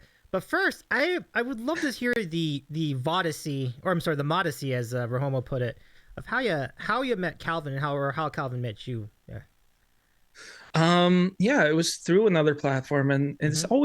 it's funny, the best people I've known have always wielded a guitar, wielded an axe, like, no, they wielded a guitar, like, I mean, whether it was on You Now or Twitter Live or something like that. um yeah, or any sort of other thing in between, just a little kind of like platform. The best people have always been the ones who have been willing to bare their soul, and there's just something about musicians, that's the way I feel about it here. It's just like, there's just some, like, music's a very personal thing. When I open up about it, like, it's a very personal thing, and that's why you have, like, you know that it's such a very niche. God, I never, I always say niche, but like community here on Twitch, and we're just so kind of like almost spoiled because but like it's such a personal thing, and people connect, and people will, like, if it's a way to support that artist, and especially in this industry, then I'll take it. Like, we'll push for more, but I'll take it. But we kind of just gotta keep bumping into everything. We kind of just like I kind of just, I guess, have been scrolling around on an app called Periscope, and there was just Twitter Did you Live or know he something was like from that. Maryland at the time? Yeah, there was this really creepy feature on Periscope where it was like Oh, an actual map that really? kind of plotted like every kind of streamer that was live on that platform. And I used to kind of just like, if I were going to turn on the location for it, like, I mean, you could turn off the location. I would download an app just to like kind of askew it a little bit, so it's like in the city and not specific. Just to be a little bit more like, sensible to my location and whatnot, just like, not to dox, but like, but yeah, no, I just kind of scanned it, and you kind of mostly get like a lot of just, you have to scan through some stuff, but then eventually, like, you might see somebody playing the guitar, or somebody doing something like Calvin was doing, and in that general area, and it kind of sticks out, and you kind of go in. Mm-hmm. And I think I might have had like a second account that I would use to chat in like my vinyl streams, because apparently, like, I mean, I'm just so glad I don't have to use like multiple phones or anything like that, or I can keep my phone free. Like, this is kind of like, to me, to like me from like a few years ago, who's had to like stream from a phone and burn, like, it just, the freaking like, I melted USB connectors because of the connection that I've had from my mixer and Yeah. interface. Like, I used to have a whole setup for it, and I burned like the USB connector and everything to have like my phone free, and just like to, promote the stream and let people know, like, hey, we're live. Now, I can't really. did they have mods in Periscope? Because it was No, so like, rudimentary at the time. I I think. honestly, Yeah. I'm a little bit jaded about like my memories. I'm just kind of like, Okay. I like myself, but I don't know. It's just like, I don't know. I've noticed it's kind of a personal kind of thing for some other streamers on here who have Yeah. found, their way on here and have done so beautifully. Like, it's nice to see them like actually kind of do good like things with themselves. Like I don't know, like I didn't even know if there was a payout or anything like that. Oh, I Just wouldn't. like Yeah, or that's a anything great like that. question. I know there were like super hearts, but like I'm not Yeah. sure what exactly there was. There might not have been because I know um some of the big shifts in streaming had been when Calvin started like kind of switch to like Twitch. Yeah. Um, but I know it's just it's always kind of just I don't know who you cross paths with. Um, uh, and you always kind of you know so I just kind of found him Hmm. back like 6 years ago, and he was from Maryland as well, um and it just kind of stuck out. Like everybody else, you hear him and you hear that buttery voice, and you're kind of Yeah. just hooked. That's true. And there was no direct audio or anything like that, so it's just like um, That's true like too. I forgot people have it about kind of that. easy. You're right. People You have couldn't it put easy your here, mixer but through like there. That's right. it's so nice to have like everything. Like it was made out to be so much more complicated by like Yeah. just people who made things complicated. When I was just alone trying to get a vinyl setup, trying to get I have a whole other mixer in like an old room at my parents, just like Yeah. with like I don't know if you guys have like just a graveyard of like old like mixers and just gear that like okay this was for like a particular time in my life, and now it's like okay we have this beautiful MG10XU and everything's just like really kind of just a lot more simple than people made it out to be. And it's just like Hmm. and now you know it's just like it's a lot different, but and then 6 years later we ended up kind of meeting.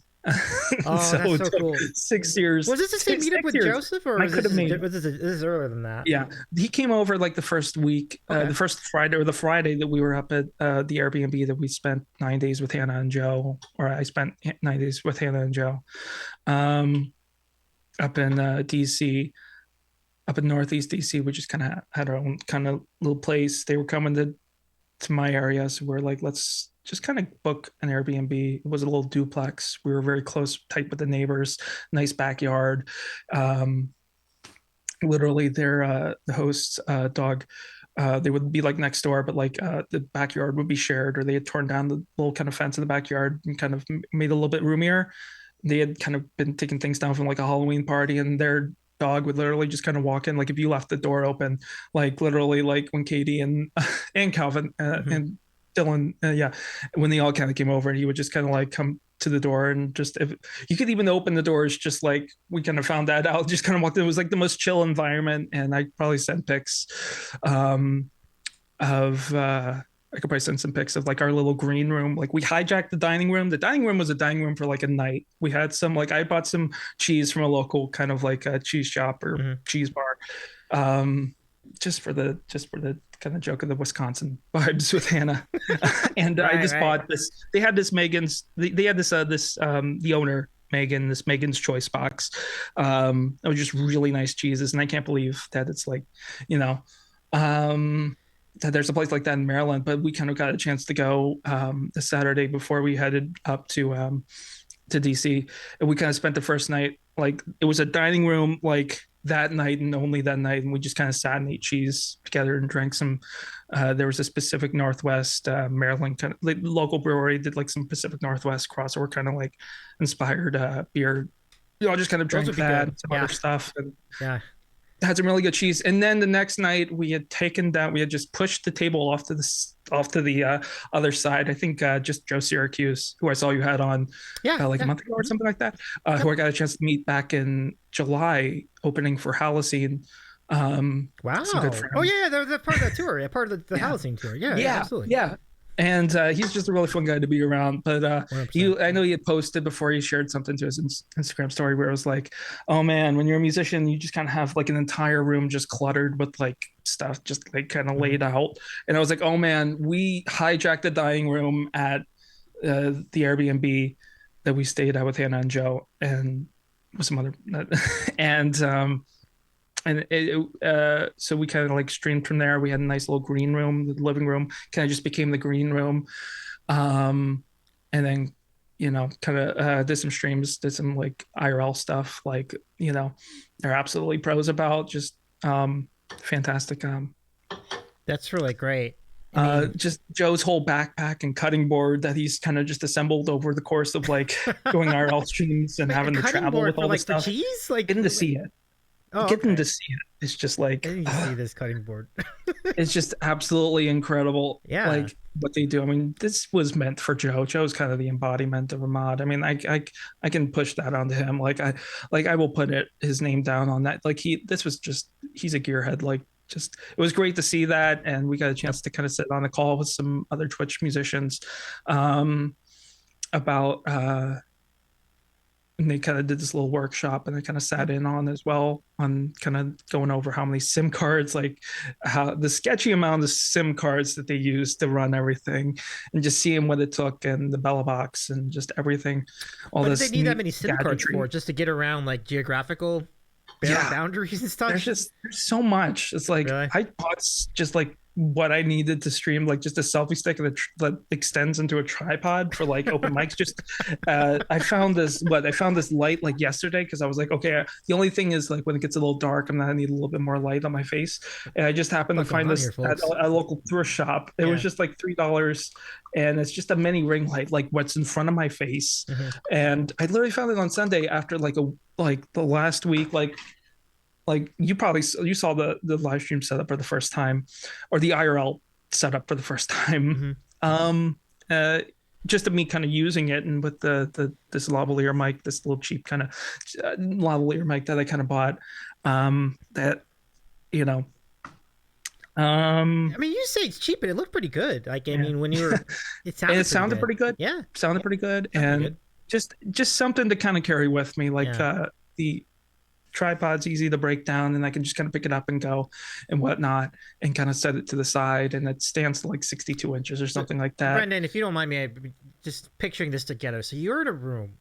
You have Joe, you have Hannah, you have Calvin, and yourself, and you all have guitars. Did you play Yeah. Hotel California at one point? Because that's a lot of guitars. I think that's really. No, but actually, Calvin just his community amazingly funded a 12 string, and I did kind of suggest Hotel Wow. California.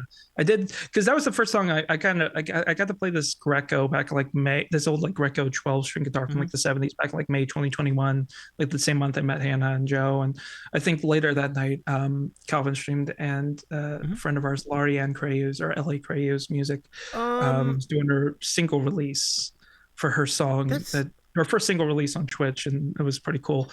But I got to play. I made it up to this guitar shop, or walked over to this okay. guitar shop up, and I was up and just happened to be up in Annapolis. I made it up to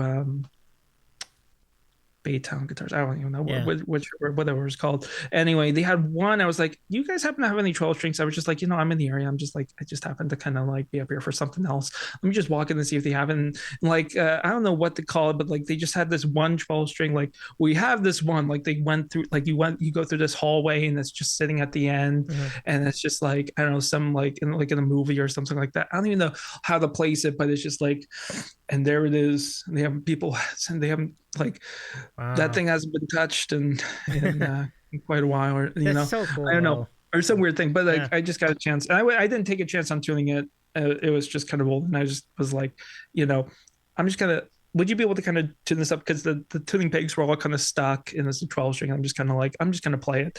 I'm just kind of like, I'm gonna let you kind of. You I'm know, I'm fine with accepting what I do and what I don't do. I'm the kind of musician that would probably need a guitar tech. Like me and Joe sitting there changing strings. My brother always changed strings for me, and I don't know if it's just the bassist mentality growing up, or whatever it was. But slowly starting to kind of get to that point. But I'm the kind of musician that's just I'm just gonna hire a guitar tech. But that was the first song I played, and of course some Tom Petty tunes. I oh, mean, Tom Petty's if you're great. gonna Yeah. like, come on, how are you not gonna play like Into the Great Wide Open if you get the chance to play That would have one? sounded amazing. I'm sorry, I missed that. Wow. Was it streamed? Was that No, part no, streamed? I wasn't even streaming. I Oh, was I just went sitting streamed there. that I part. think Okay, there's okay. clips. Okay. I think there's clips like I just kind of filmed myself for Instagram. Yeah. That's I could pretty probably awesome, pull though. from. I'm like, Yeah. Any other I wish I songs that could were pull you from all some were like photos. really jamming on? Like that's a great start for sure. Yeah. And that was the only one they happened to have. So I just kind of got to play it. It's weird. It's just like Calvin's kind of getting used to now, just like pressing down the notes and getting everything kind of getting a grip on it. It's just so weird, but it sounds so nice. It does sound great, doesn't it? Like it just sounds like angelic. It sounds almost. it's just it's got one thing I heard, it was like almost felt like stereo. It was just like when Calvin started playing, and he kind of brought up something. I think I was getting ready for the songwriter workshop with that I did with really Truly cool. On Thursday. Calvin, are you playing that on your stream, Calvin? Like that? Oh, he's doing it now. Like he's nice. probably he's not streaming now, but I mean, if you get next time you get a chance to make it in, just ask about it. I'm sure. Still looking for a name. Sure. I'll put up for sure. Still looking for a name. Yeah, still looking for a name. I think if I got a 12 string, I'd probably definitely call it Tom. Tom, okay. Because of obvious. But I heard it, and I just thought name like Stanley would probably be a good name for a 12 string. Like Paul Stanley. Oh, I'm thinking musicians. I was thinking like Tom Petty, Tom Petty. You're like Tom. Okay. Tom Petty's like, I mean, associating him with 12 strings. I mean, that's true. That's a pretty good.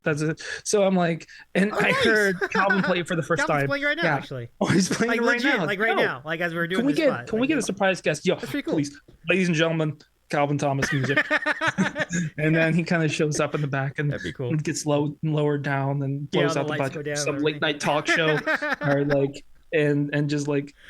Or like SpongeBob in the at the end of the original SpongeBob movie, or the only SpongeBob movie in 2004. But we just need him to play like Hotel California, even though I know he doesn't particularly care for that song. I remember he used to sing it. That's good to know. I appreciate you mentioning that, because I won't bring it up anymore now that I know. So no, it's fine. It's like it's one of the songs. There are always those songs that's just like, oh yeah, it's been played a billion times. As a musician, as a busker. It's just like, the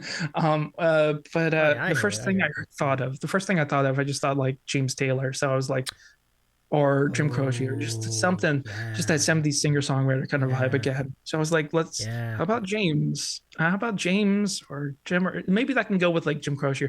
I don't know, but like someone who particularly like is associated with like 12 strings.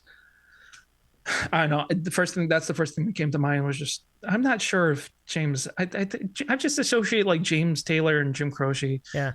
Like 6 string or something like that. And just cool. Really just, well, I mean, really being nuanced. I think that, there's no reason, I feel like when it comes to this sort of thing, the moment will come. I think trying to strain for it isn't necessary, because I feel like you're going to have that epiphany. Calvin will have this epiphany, perhaps, with the guitar as well. Yeah, the moment comes, and it's like, I'm just. And then you'll be like, "That's the name. That's what it's gonna be." I know what we're gonna do. I still remember the Twitter poll. I think it was from like the old days for naming his bass Ruby. It's like, did we witness like him getting that on stream? It was like weird. It's like, I don't even know. Yeah. But I don't know, 12 strings are good. And then I got a chance to play it at a closer guitar shop. And I played I Stay Away. Gotta love Jerry Cantrell. Jerry would be a good one too. Jerry Cantrell bringing those, like, I feel like just those 70s sensibilities to 90s grunge or alternative, kind of bringing that in, like just their sound and their harmonies. I would go for like best harmonies since the Beatles, like Alice in Chains. And I Stay Away is another great like 12 string tune. So I kind of pulled this. I guess we've been looking at these Ibanez models. Some of these are really, really good. Like, yeah, you got some good recall of 12 string artists. Like, that's really good. Like, yeah. But like that's what I was kind of playing through. That's the first thing that came to mind. I think it was just like I went up to a guitar shop. There's not really too much around here, but like there's like a whole kind of tri-county identity around everything here. And there are some places. I mean, we just got a record store over the county for like back in like September. And it was like the weirdest thing to see after kind of focusing on something like that and kind of wishing to see something like that, or something that could be also maybe a good kind of hub or home for like the music scene, kind of like keeping my eye on it to see how well, like hoping, like kind of with my own sort of like ideas, like just kind of hoping to, kind of making, kind of hoping it works, just hoping that, something like that would work here. Yep. But I was just over at a really good, I think probably the best music shop that we have, that I have, not even nearby, but just kind of like without kind of going too far. Every now and then there's the good place that has good Reubens next door. I think they're under new management now. Wait, you mean so like sandwiches? like I made it up. Sandwiches? Yeah, hell yeah. Nice. It's like the fatty kind of like beef. Like it's not like now you're I speaking think my language. This is great. yeah, dude. What I think do we talk about like just kind of like using like I think you were talking about like you went the extra mile and was like making pastrami, like curing the whole thing, making it from scratch and everything like that.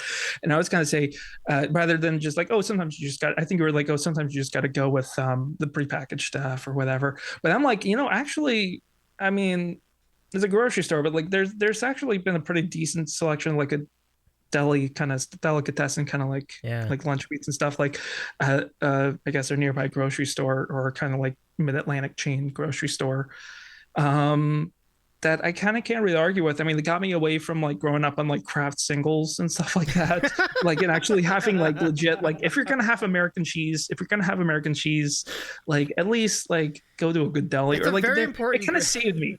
It's like so it's like no, I mean, I don't mean to throw shade on that at all. I just think it's a tremendous moment of growth. You gotta deal with what you gotta deal with. Like I you gotta deal with what you gotta deal with. Or for sure. That's kind of why I didn't want to laugh too much at that, because like sometimes it's all you have, and it's all right. Yeah, it's just like no shame in that. Man, it's just like it. But I think that kind of made like my palate a little bit like a little bit more thankful. Like I mean, because like we get some like I mean it's expensive, but like I've been able to kind of get some like good like pastrami or corned beef or something like that. Yeah. Ibanez has some good stuff. Like they have some good 12 strings as well. Yeah. TNR. I do have an acoustic bass. Let's see it tonight. Speaking of, yeah. Okay. I do have an Ibanez 8EB5E acoustic bass that we ended up restringing for the first time forever, since I've just been letting it collect dust until the trip with Hannah and Joe, and Joe just kind of rocked that thing and that wowed everybody, including Calvin. But yeah, it's pretty nice. That kept me in touch with like sitting and like I could at least pull out. I didn't even plug it in. I would just pull out the acoustic bass and just sit in front of the TV and just play and whatnot. So yeah, but I don't know. We've had good connections to like good pastrami, not like a good deli, like a good kind of deli. Like I'm trying to surround myself by better foods than like we all kind of just grew up with, like sad amounts of just like I mean things for money too. I was like right. I was gonna say like sometimes it's budget based on budget, right? So so it's like I know I was grateful enough that I mean that I didn't have as much craft singles in my life. I'm dying. I love this analogy that we're using for life. Craft singles. Yeah. Or cool. legit like but like so I've been able to pull together some good Reubens, although I feel like with a good Reuben it's just like it's nothing without all the components. Like you gotta have the sauerkraut, which then it's like a pain in the I gotta put on the sauerkraut. There's like a can of like making one would be much sauerkraut. Yeah, like, I mean I had the Thousand Island. Yeah, I had the Thousand Island. The Swiss probably would work. Like could you? Well, let me ask you this really quickly. Could you substitute white American for Swiss in that scenario? No, I think you gotta go with Swiss. I don't know. Okay. Do you? I feel like you could do it. It's the only reason I say that is because I'm not a big fan of Swiss cheese to begin with. But to be fair, like I think ultimately you should stay with it anyway because yeah. White American's fine with it, but like I don't know, the place next to this guitar shop just had like the sort of like fatty kind of pastrami, like it was like biting into a good like slice of barbecue or something like that. Yeah. And it was just like it was pretty good. I wonder how it holds up now that they've switched or changed management or something like that. Gotcha. At the new year, but I don't know. I've made it up there a few times to the guitar shop next door. One time, I think like in August 2021 or something like that. Still kind of like with masks and stuff like that. Like, went up to because I wanted to shop for a mixer. I wanted to shop for some more gear. I wanted to kind of see, and I was like wondering if they'd have the mixer I was looking into. I was looking into the MG10XU. And probably some other stuff, but I was looking mainly at the MG10XU, and literally as I walked in, they hadn't even like stocked it. It was just like there, like literally as I walk in this little kind of the little kind of like doorway before you get into the main shop or kind of walk in. literally what is like sitting there in boxes from like almost like a delivery, but that MG10XU mixer. Um, and, and just happens to be there like but I got a chance to sit down with there was an Ibanez 12 string. I think it was one of the ones Calvin was initially looking at um as well, but it was just something like it's not like a super expensive like 12 string. It's a good 12 string. It's, you know, a good brand. It's, you know, but like um I got a chance to play it, and I, you know, for the like, or 12 string for like the second time in the past few months from that point, and it was just such a good feeling. But funny enough, I was kind of going over just all my favorite covers when Calvin was over, and we were just hanging out in the backyard, just string lights, kind of just like um vibey kind of patio kind of setting. Yeah, Like there's a BRB screen if you come to if you're ever in my stream again, and you probably saw it on the I saw BRB it. I think screen. I saw it for a little bit. Yeah, Yeah, yeah. yeah. That's pretty cool. That's Hannah filming. You can see Hannah. Because she caught me filming. Um, she caught me filming. There's a footage in the bottom like left corner that I kind of watched and or kind of like added kind of like I wonder without stream effects if it still looks as good. But Mhm. I just kind of downloaded it and kind of like synced it up like because she got me like literally you can see me panning over as she kind of as she's filming. um and the one that I'm using is the one that she um filmed of his original If I Ever Fall, because I was like, let's end on that because we always end on that, kind of planning it like the fucking stream or something like that. It was such a good vibe. um I had all the harmonies. I'd heard those harmonies, those higher harmonies on the reggae version of If I Ever Fall that he does too much. And then of course he was like talking to Joe about kind of like how to play it, and like generally has like like a reggae, talk about like how it has a sort of like reggae feel. Joe had never played reggae and just absolutely crushed it right there. Mhm. And I kind of synced up the footage that Hannah got. Like mine was a little bit longer. I kind of like reduced it down to the same amount of time, like to the like almost like a second angle. And I just was like, I'm just gonna put that like little clip of me like filming. Like I'm gonna keep her like and the audio syncs up and everything like that. And there was a nice little kind of there's some nice footage and some nice photos. I got a chance to debut an original that I kind of wrote as an ode to Hannah and Joe's Now, friendship. when you debuted that original in front of your friends, did you It feel any was level of nervousness in doing that? hell yeah, Yeah, hell yeah, I feel it. and more people than I thought that I'd be sharing it to. I thought, you know, I would be kind of just, you know, it would be kind of like an intimate, like, you know, like my initial thought was like, okay, there's a local park or there's a park nearby that we can stop at before we kind of meet up with Katie and Dylan um, the Saturday before we went up to DC or October 29th. And I was like, okay, we'll sit down. We don't even have to stream it. I'm not even really kind of, I don't know if I'm feeling that, but like we'll just kind of have a moment because mainly because I just kind of want a moment between us. Like we've seen each other on stream like a lot. Now I want to see your face. I want to hear you, and you wanted like she wanted to hear me, and so did Joe and everybody. Just like, so I was like perfect kind of opportunity. Let's just do it there. But we just kind of got carried away that day where we just ended up doing the stream anyway, and ended up meeting up with Katie and Dylan there, and didn't really get a chance. Like our entire itinerary was just washed away, and we just went out and had a really nice dinner.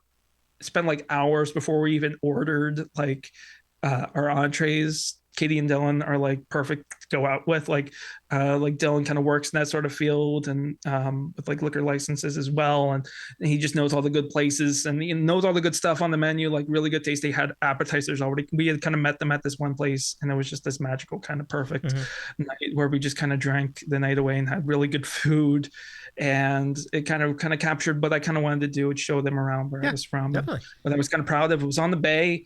It was, you know, just kind of a magical night. Hours before we'd had all these appetizers, and then it took hours before we even ordered. Luckily, there was a wedding going on next door, so it was like people coming in from that. And if that hadn't been the case, we would have probably been kicked out a little bit sooner. But I don't know if you've ever had that sort of moment, like where you just kind of go out and you just kind of have a bunch of apps, and then you're like, let's order something, but like it just took like that whole day was just perfect. It's just like took so long to get to do things. That's and really cool though. Like that's such a magical moment. Absolutely. Yeah, it's like you're there with each other. And I mean, I'm talking with Joe in person. I'm talking with, Dylan. I'm actually getting to know a little bit better. I'm really kind of glad that we kind of got to know each other like we did that week. And um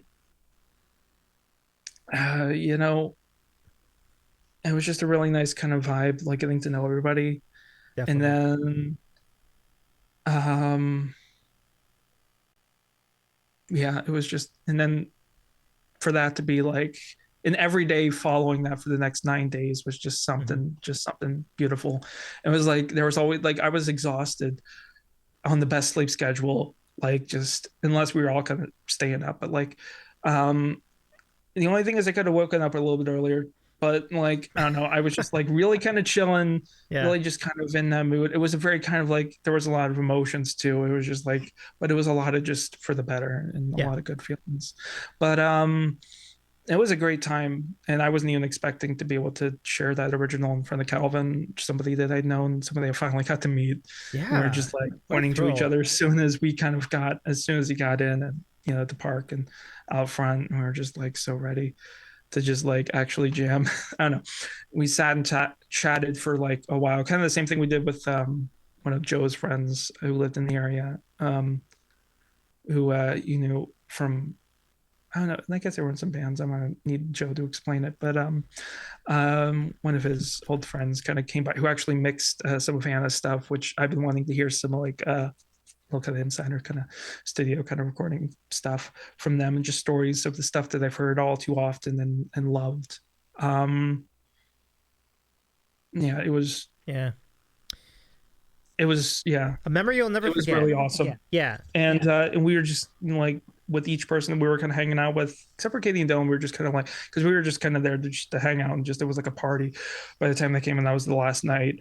But and they were there to stay. But like we just sat in the living room, or the what do I call it, like the like green room. Like Calvin was like positioned. We were all kind of like on the couch, and then Calvin and Joe's friend were like situated like across from one another. We ordered pizza. Got to finally have pizza with Calvin. Got the jam. Oh my god, pizza? That's great. Seriously. Oh yes. Yeah. No calzones, but I guess it was just, but it was great. Like you gotta. How was the pizza? It was pretty good. Calvin can speak for himself, but it was pretty good. Yeah. There we go. There's that pizza. There's that pizza. Heck yeah. That's so cool. And especially after some of the FOMO from TwitchCon, like it's something like I wish I could have definitely, like I could have totally with a little bit more room made it out for. Pizza is just Cap. Good to see you tonight. Welcome in, Cap. The flat calzone society. That's a whole. Yeah, that's a really great. There's a lot to that. Let's go ahead and ask the question. Let's give you all in the chat a chance. Let me open up a fun little kind of bev. The second one, a little kind of for dessert. This one's based in Delaware, so not quite as glorious, not quite as good like a Bay region as like Maryland, but still, I guess Dewey Beer kind of Dewey Beer Company in Milton, Delaware.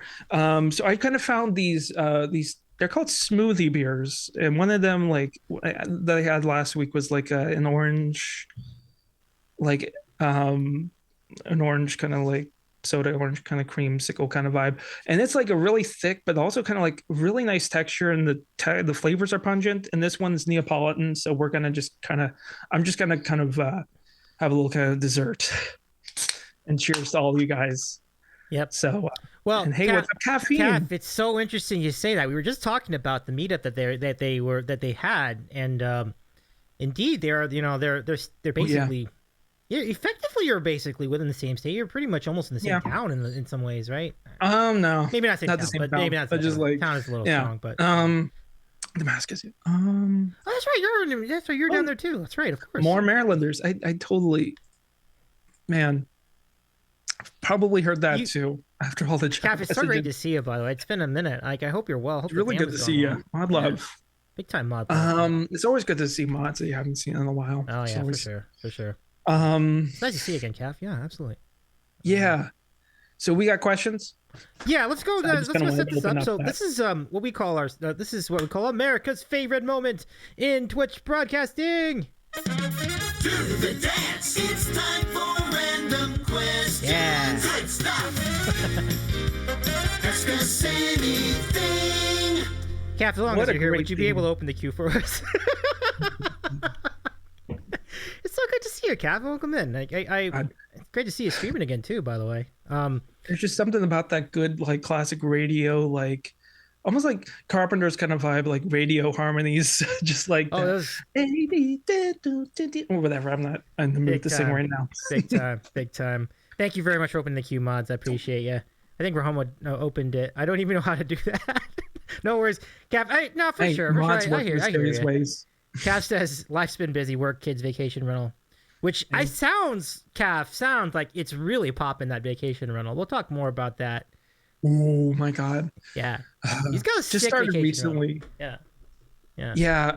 We just started, my family's, of course, over the pandemic, we just started to recently kind of dip into the Verbo world and the world of vacation rentals, or just home rentals, or just stuff like that.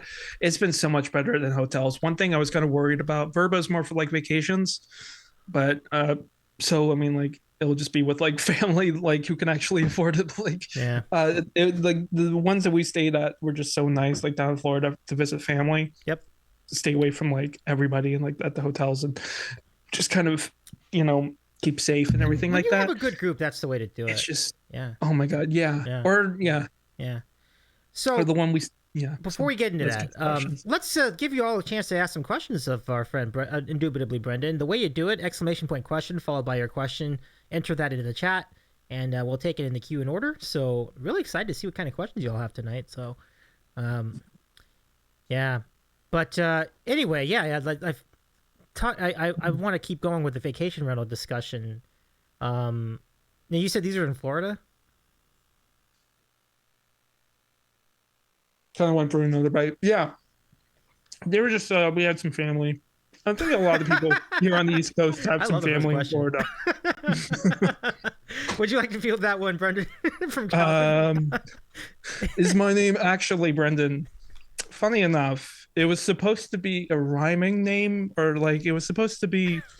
We're not going to move my last name.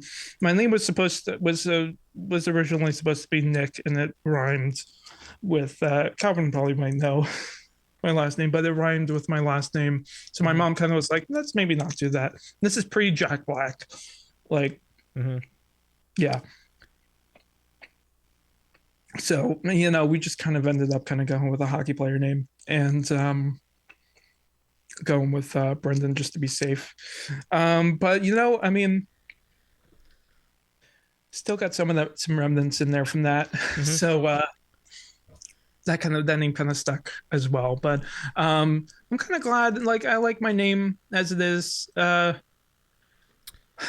I don't know, having a rhyming name now that I'm past like all the sort of like humiliation of just like grade school and everything like that, and people that are probably like some of the most evil people you'll know in that moment as kids. I don't know. Now that I'm thinking about it, I'm like, that's not actually a bad idea. That's a good marketing. Like, I don't know. I mean, Jack Black's already taken it since then, but well, I give you a lot of credit for using Indubitably in your name. Not a lot of people do that. It's very distinctive. That was like my first. There had always been so many attempts. I'd either just use my full name as like my username for like certain things, or like I had done some like kind of film stuff. Like I had like three main kind of hobbies like growing up. Film kind of became one. Cooking kind of became one, but music was always kind of deep seated and kind of like the main kind of thing. And God, I already kind of forgot what I was going to say. Well, I'll say this: Rahoma says questionably Brendan is the worst. And yeah, questionably Brendan. Fuck that guy. Get out of here. Get out of here. Yeah. So I don't know. I've always just been bad at coming up with the usernames and stuff like that. I think there was one instance like I I think Twitter, like back in like 2009, might have been the first time like I'd like, because I felt like I was supposed to have like a username, like rather than my actual name kind of presence. Like I was gonna come up with something. And I played bass at the time, so I don't know. Do I just kind of like reveal my old, probably like shut down like Twitter account, like I don't know, it was like Bass Freak 97 or something like I don't know, or some like crazy thing, like just like some random kind of thing like that all around. Um, and then so that was the history of that, and then I just kind of was like, I'm just going to use my name, and I'm good with kind of coming up with like I had like some, like there was some like vlogging stuff, basically Brendan. I mean, basically is a prefix that some other friend of mine had already used, who was a way better bassist at the time, but Yeah. I guess I can't sell myself short. But like So you didn't want to get sued by another brand? no, but didn't want to get sued by a friend. That would be really shitty. That like, would be really honestly. shitty. I'm How like, petty. I'm kind of like glad, you know, the like things have kind of changed hands and we're kind of past all this sort of like weirdness of high school. But like, Oh, Brendan, really quickly, if you could refresh for our audience, how long have you known Calvin? about like 6 years, and it took like 6 years to meet him back in like November. Oh. It was like November 4th was the magic day. Anyway, and we just, I'd already kind of like heard him so much by then, and yeah, we had already kind of been like, I'd failed to make it up to so many gigs, then I probably could have. I mean, he's had friends or people that I've known as well that have played like literally like super close at places that I'm familiar with, like down where I'm from, and he's a little bit more kind of north, you know, more a little bit further up, and we just never really got a chance to make it out. I mean, just plenty of gigs, just not enough. And then plus it was in my defense, over those 6 years, a lot of, I took it easy and I didn't really have as many resources. I kind of, you know, yeah, I didn't really kind of get to do, like, I just kind of like didn't really put too much on my plate. You know, I'd already kind of, you know,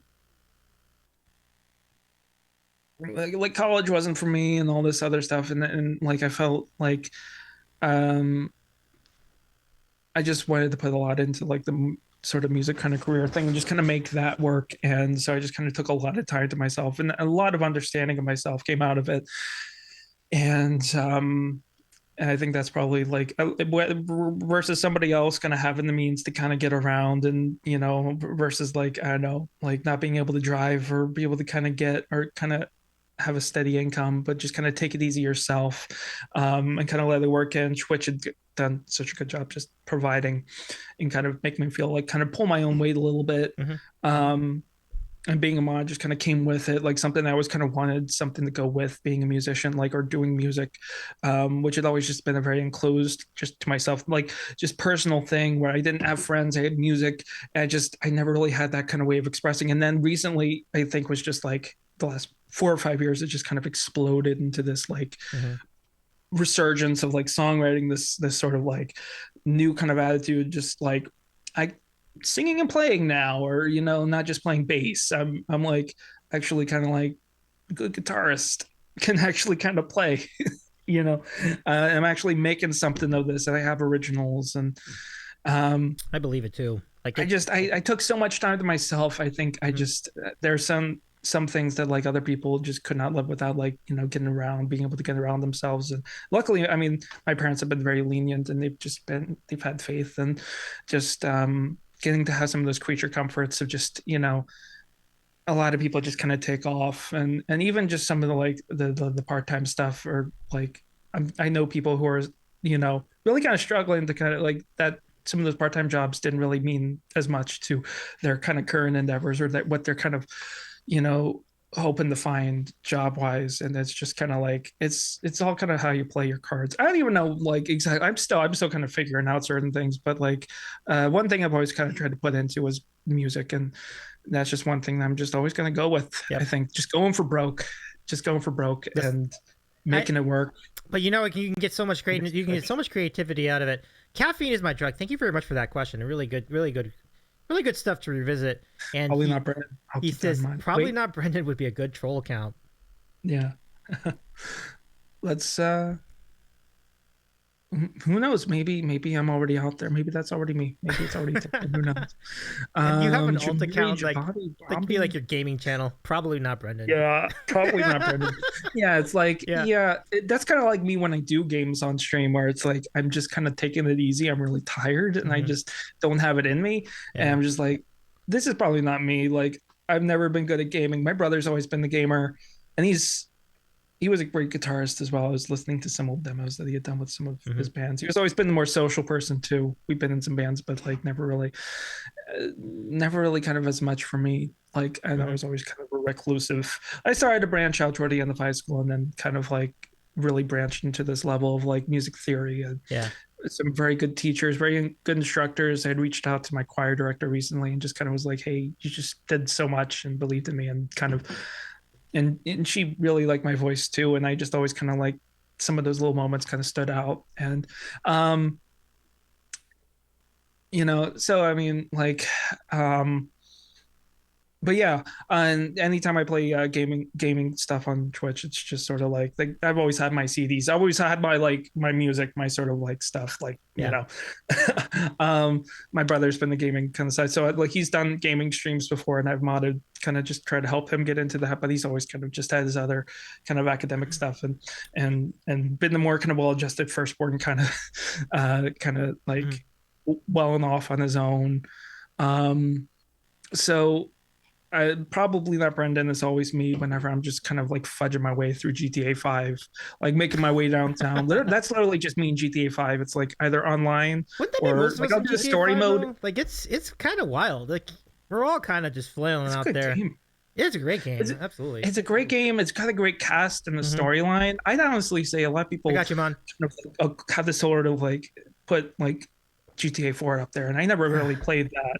And it's got a great storyline too, and some great characters, great memes, great overall kind of like presence in the gaming world. But I think GTA 5 might be one of the best kind of like, it's just like I've one of heard. those open world. It's not like totally like the gaming kind of like hardcore like first person shooter like gaming kind of like Call of Duty, Halo kind of just like first person shooter kind of stuff. It's just like you can also just kind of dick around, and like you get enough money, you can just kind of like I stole the gauntlet that I had in GTA 5 and GTA 5 Online.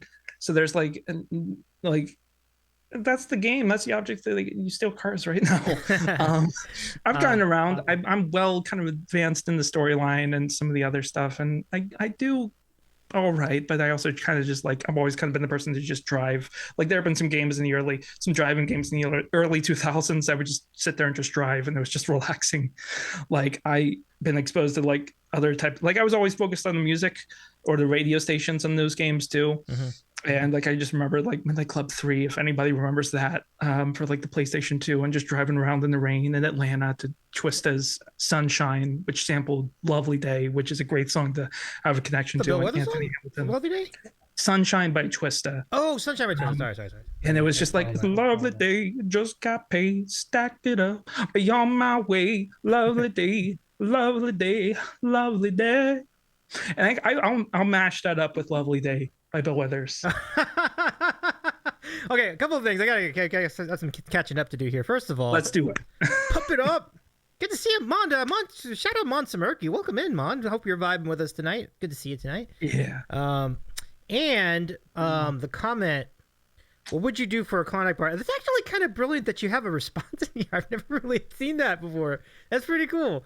I would cleave through my enemies with a bearded axe as my ancestors did in battle to reach Valhalla and eat all the Klondike bars I want in the Great Hall. Amazing. And that's using your noggin. That's pretty good. Thinking. I have no follow up to that. That's pretty good, Mon.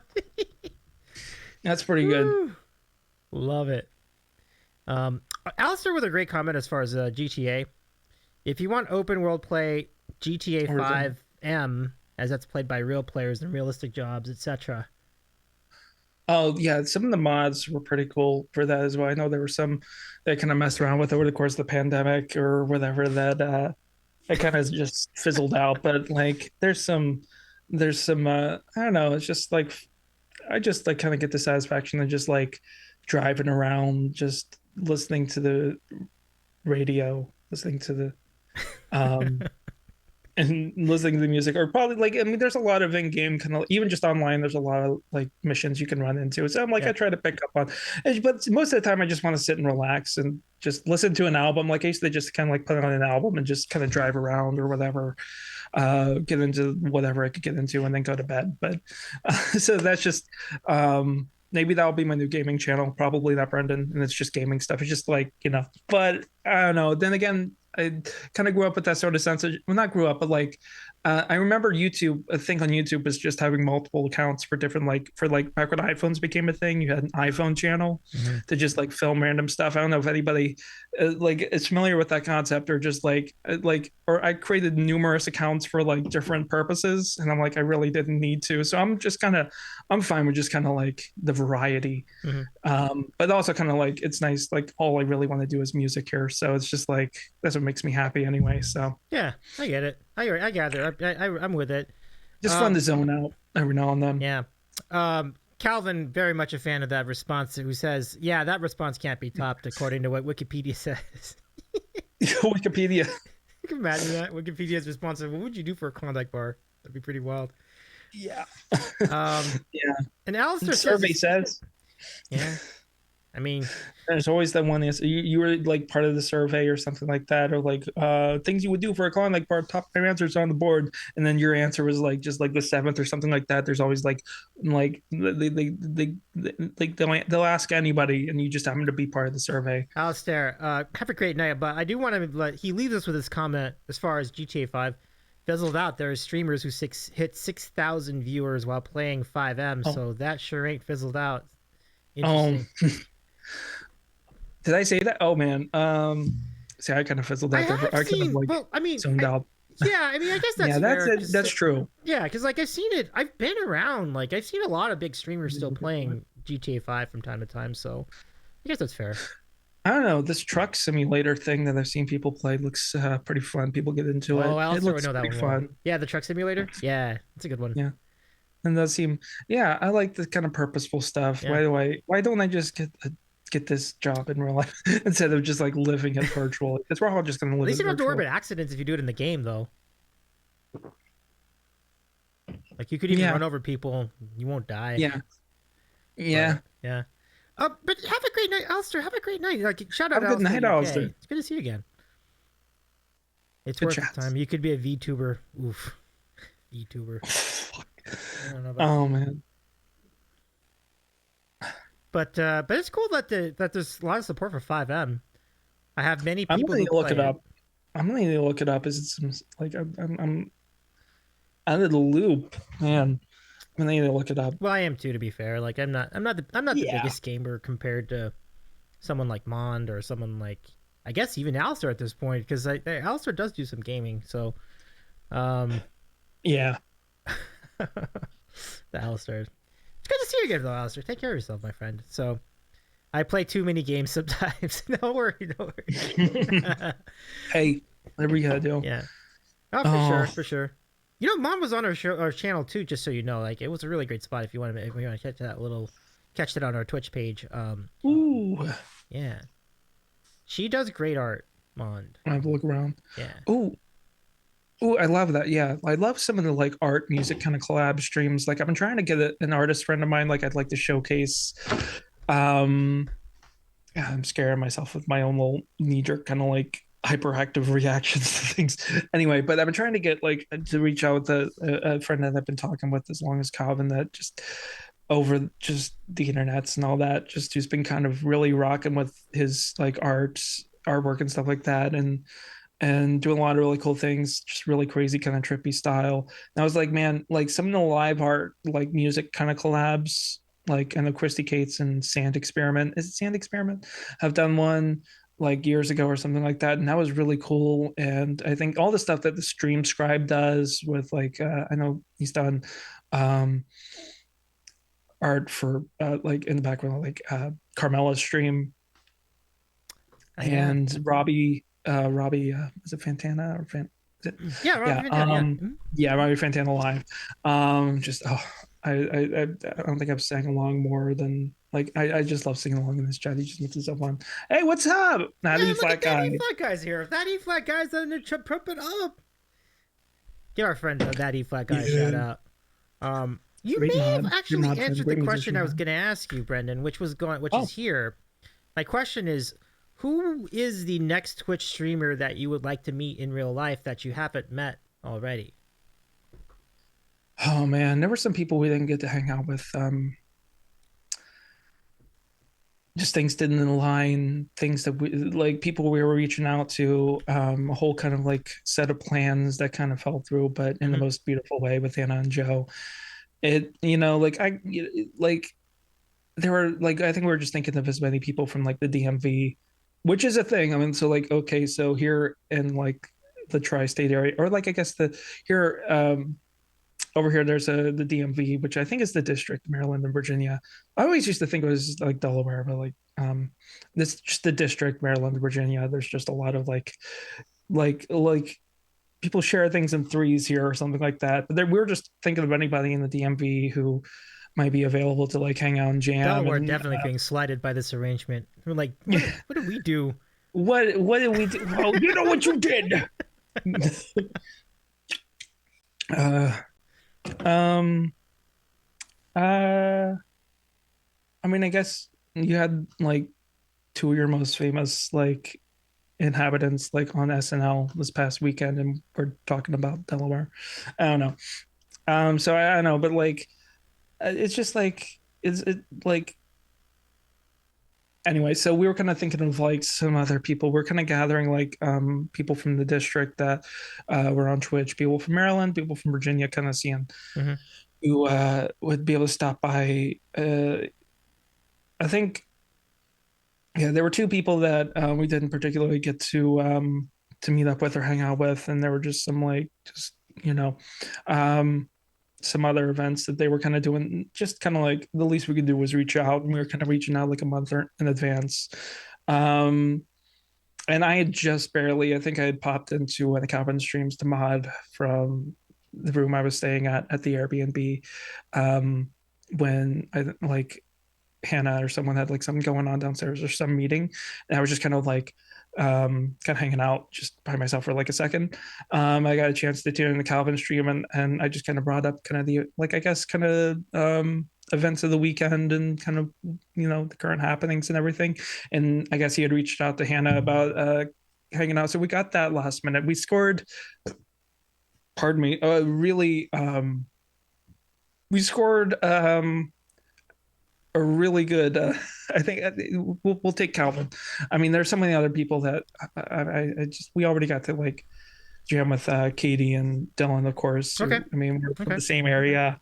I mean, that's kind of like my IRL friends and IRL pals, and a couple other people from the area that I'd like to kind of see. Well, let me catch up on the E-flats count. First of all, that E-flat guy is just a tremendous musician here on the Twitch he's platform. fantastic, and it's great to see you again. Go follow our friend that E-flat guy. We see him a lot in the morning, so if you're a fan of a good friend and a great musician, that's a good spot for it. So anyway, E-flat says, I don't mean this as a slight. Joe Biden congratulating Aubrey Plaza on being the most famous resident of Delaware was the funniest part of that monologue that you were talking about. might have been the first. Maybe I'll slate Saturday Night Live, because it's just been, I don't know, I've been trying with it, but I'll slate Saturday Night Live. That might have been probably the funniest moment of the season period. It does sound like of the recent season period. I mean, I've been trying to like, I don't know, there are certain like it was like a Atari or like that. There are some like really good people who passed through on there. There have been some people I've liked. Aristotle Atari.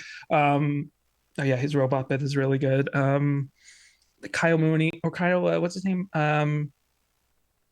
Who left, but and then they always tune in at least for the weekend update, because that's kind of guaranteed. I'll have a beer, and they have good banter. I actually kind of liked like Colin Jost and Michael Che. I mean, like it was all right. Like, and then it kind of got to a point where it's like politically, I mean, it was just like too one-sided, and I just kind of was like, not really. Like I aligned with it, but like it just kind of felt like I don't know, like SNL was just like kind of that sort of problem. I know where you're going with that. And I sympathize with it. It's not so much. It's just that it kind of stops being humor at that point, and it's just like them lecturing you about things, and it's like, yeah, I totally get it. I totally get it. Yeah. I know. Or it just feels like they just don't know the other side. Like, okay, I might be a little bit more progressive or something like that, but like, and I might be kind of like, you know, having a good time with some of the jokes, and it might have relieved some anxiety about the current state. Not to like kind of get into that, but but like it's just like not knowing the other side. Like it's just a mirror, like just back and forth between like parties. Well, Not and that does cut both ways. Just like certainly not knowing, like being around like some conservative family members and friends, and being around some other the other kind of side. I mean, it's just like kind of being kind of stuck in the middle of all that. It just feels like everybody just kind of wants to be a good person at the end of the day. And as long as you are, I mean, as long as you have this sort of good intent and you're not just kind of wreaking just pure evil or something like, or some like evil intent or something like that. It's just like not knowing that there's another side to it, that there's another sort of like human nature. Like it's a complex topic, isn't it? Mm-hmm. Yeah. But when my head's a little bit more together, I'm definitely inviting to like certain things, but I'm also kind of like, okay, let's back away from that because it's a fiery. Very much so. Yeah. So instead, let's roll on this tangent. Like on the topic of SNL, who's your favorite ever SNL cast member? Says that that guy.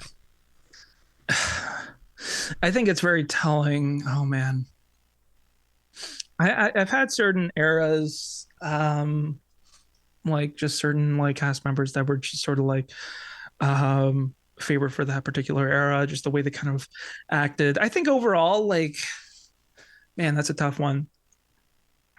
It gets hard to like ignore Bill Murray in that conversation, but like Will Ferrell's been nothing but iconic. Like everything he does, and even if it fizzled out by now, like if it wasn't as great as some of his earlier work coming off of Saturday Night Live, like has there ever been any? It's like, was Will Ferrell even on that show? But he was like on some of the best skits.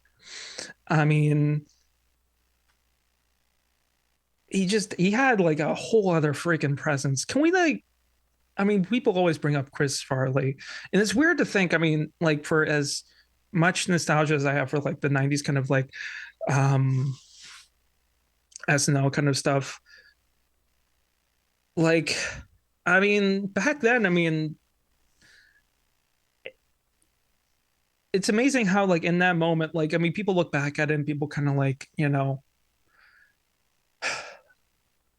kind of have like, or like put it up on this sort of pedestal, like, oh man, like that era is just so good, or something. Chris Farley's just so good, but they weren't like, I mean, the general kind of like reaction to it from like the public of like, there's literally that story of like Chris Farley, like he did a photo shoot for like some magazine or whatever, and he did like a photo where he had like a TV kind of like crashed over his like head, like smashed over, like he was like, like he was just wearing a TV or something like that. And the cover literally said, is comedy dead or something like that? And he wanted to go and like beat up the person who published it.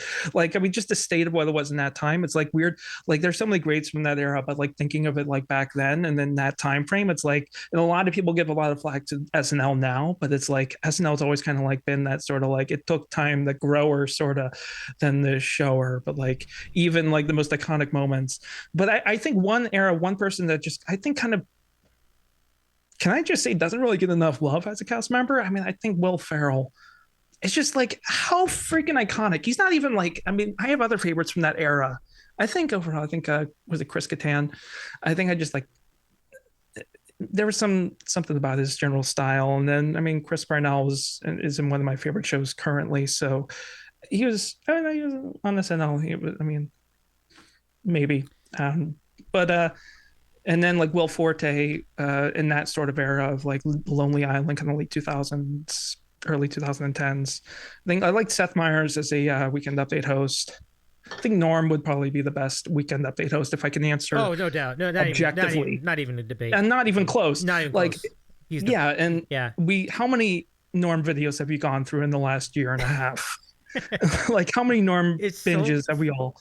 Absolutely. He's so funny. Like It's just And his funny how he delivery- just gets to the point. Like, remember what he says. It's just, he so good. drags the point. He drags the point on and on. He wastes the way he wastes Conan's time. Oh, I It's see. just I like- see what you're saying. Yeah, no, actually, I revised that comment. I You're mean, absolutely like, right. no, but like that was a good point too. He's just so like, and I was listening to some interviews of what he had to say, and he's like, there are certain kind of comments that people have made about him. And he's like, really? I mean, I don't like, people have been like, oh, he just does it to bomb. He prefers bombing. And he's like, I don't want to bomb. And then, but he just has fun with it. He's just so, I don't know. Me describing things is going to be a hoot, but I'm going to write it down and get back to you. But I mean, that's the best Weekend Update host, of course. But then you have like Bill Murray. Yeah. Some of those other people, but like no one tops Norm Macdonald. I mean, I did like that whole like Amy and Tina sort of thing, and Seth Meyers is pretty good. And but I think Will Ferrell is he the most iconic? Like you don't even realize sometimes he was on SNL. Like, is it just me or just like everything he's done? Like his movies, one of the best Christmas movies, Right. one of the best like just. Some of the best comedy movies of the 2000s. I mean, like Talladega Nights, Step Brothers. Name a Will Ferrell movie from that time frame, from that like. And then did anybody catch up on like? I've been slipping on Old recent School? Will Ferrell. Old School's like a big one. Recent? No, like a more classic one, like Old School. Yeah. Oh yeah. There's stuff that man I got to sit down with too. Yeah. But yeah, I mean, name a Will Ferrell movie. It's just like, or something that he kind of reaped. I mean, he was in arguably the best SNL skit of all time, which is,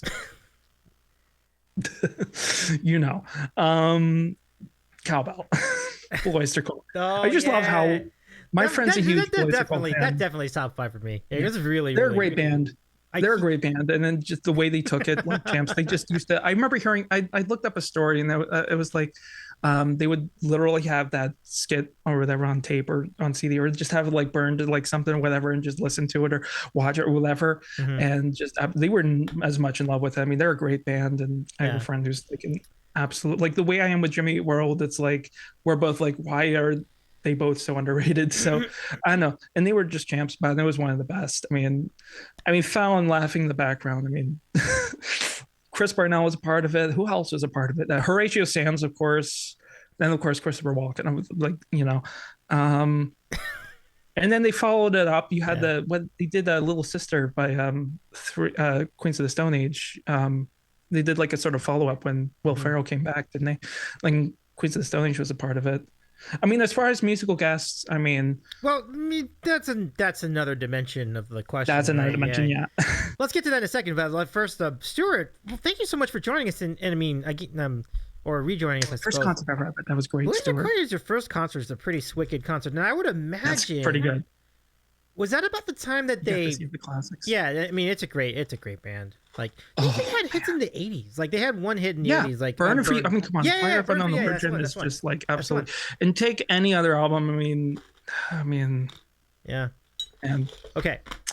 E flat says, "Dear was a tiny good show. 8-pound, 6-ounce newborn infant Jesus, don't even know a word yet. Sitting with your tiny balled up fists and golden fleece diapers, watching your baby Einstein developmental videos." what? I think that's a quote. I think so too. It's 70s. Oh, that's a good time. That's a good time to see it. That's pretty cool. Yeah, that would have been them at the peak of the powers, right? Yeah. Good stuff. Stuart. I mean, what was I saying? Oh, and Efod also said he had their family had his Talladega family had Nights. Will God damn Ferrell it, how best they friend missed that. DVD. How they missed that. Oh, it's from I'm so Talladega bad at Nights? remembering pulling. I'm so bad remembering pulling from it. There's so many like, That's Jack, I'm hopped up on Mountain Dew, or something like that, and Yeah. some of the other. I used to kind of be obsessed with that movie too. Probably had it on like PSP, where like you can watch like movies like, on PSP. All right, so we got this for Stuart Okay. Hayek. Another bean. Another Blue. one. Now this Another one's one. either gonna be. This is not the puke one. This is either gonna be No dirty dishwater. dead fish or strawberry Times banana equal sense. smoothie. Nice. Dead fish. Oh my goodness. Hey Brad, welcome in. Oh my goodness. Nah, we're not ruining that heavenly, that salmon sandwich. That like we're not. We'll find we out in can't. a This second. is Get ready. 1, 2. It's the smoothie. Yeah, let's go. Oh, we both got some smoothie kind of vibes. Nice. I love it. Literally a smoothie beer. This is literally like, cheers, my know, friend. This one's Neapolitan. It looks good, too. Cheers. Yeah. Pump it up. Yes. Pump it up. Pump it up. Pump up the jams. Pump up the jams. So that's pretty good. I haven't had that in a while. I haven't had any good bean in a while. It felt good. Better luck next time. Stuart and Brad, it's great to see you. Can we give Brad a shout out in the chat too? Good to see our great supporter here on the Sandwich Show. And now for Brad, I have this for you. Now, Brendan, do you remember the Mentos trick? Mentos trick, yeah. Okay. So if you remember the way it works, you take early YouTube as well. Oh yeah, I can't remember if you were around for that, or even like the MythBusters episode or whatever. Like it was like founding. It was like founding. Yeah, like the founding days of YouTube. Really, like I was like, I thought you were going to say it's the founding fathers of YouTube, and I'm like, that too. No, seriously though, like it really was one of the building blocks of the platform. Did OK Go? I was into OK Go like back in their MTV2 days, but like they had a song called "Get Over It." But didn't they do a parody? Or no, which band was it? Was it Weezer that did the parody for like a music video or something on the Mento, Diet Coke Mento? I'm just picturing the lab coats and everything. Good times. We're doing it. Let's go. So we're bringing it back here tonight. I think I've witnessed this once. I might have witnessed this once. Here we go. On your stream. On your stream at the attendance. Let's go take a look at Wentos tonight. Here we go. And a 1. And a 2. And thank you for the follow. And the follow. Oh yeah. That's a good one. Classic. Tonight. Yeah. Thank you so much, Brad. I appreciate your. Glad to be a part of that. Classic emote recreation. Great emote. I might have witnessed the Diet Coke. You might have witnessed you do that before on here on the channel before, and I'm glad to be a part of that now. Love it. Oh wait, we have a new friend in the chat. Sean and Taylor 10 Sean and Taylor, what's up? 10214. Hey, how's the streams? It's just Sean right now, but how are you, Brendan? Nice to meet you, by the way, Sean. How you doing tonight? Good to meet you. I'm Davey. I'm a talk show host that also does music sometimes, and this is Brendan, who is a musician that mods quite a bit of the time. So, but I'm well. How are you? Is that to say good? Hopefully, but yeah. Sean says I'm doing little ring shopping for my girl. She's at work. She has no idea. Here's hoping. Hopefully, you guys. Big stuff here. Right. I like it. Report back. We gotta. Hopefully things go well. Yeah, definitely. Good luck, my friend. If I could only, if only I could find a storm chaser to follow. Any ideas, Chad? Brad, it's great. Okay, let's do a last call for questions. And a last call for questions, anyone? Exclamation point question followed by a question. Questions going once. Random questions going once. Going twice. Going twice. Oh, the highest better.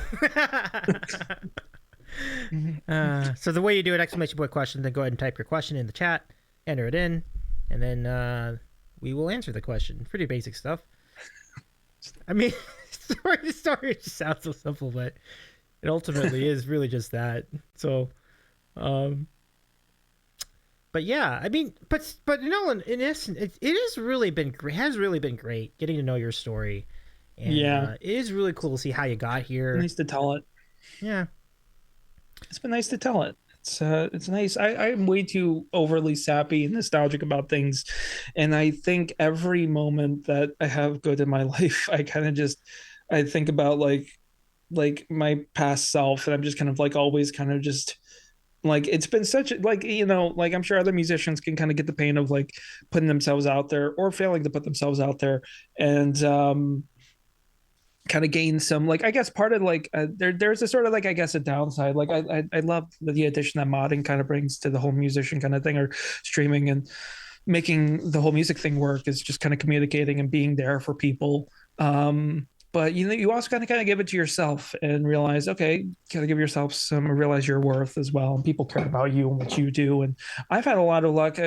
Thankfully, there's a lot of love, like I've gotten a lot of practice. One thing that Twitch does for a lot of, I can imagine all the other musicians on here, but like is just kind of hammering all that practice and um, going into some open mics might be an advantage. I'm just, glad to be here. Like, I'm glad that I found it. I'm glad that's kind of worked. I'm glad that, you always kind of want something that sticks, and if it can bring some payout or some form of like just getting by, and and people care about it, then that's all you could really hope for.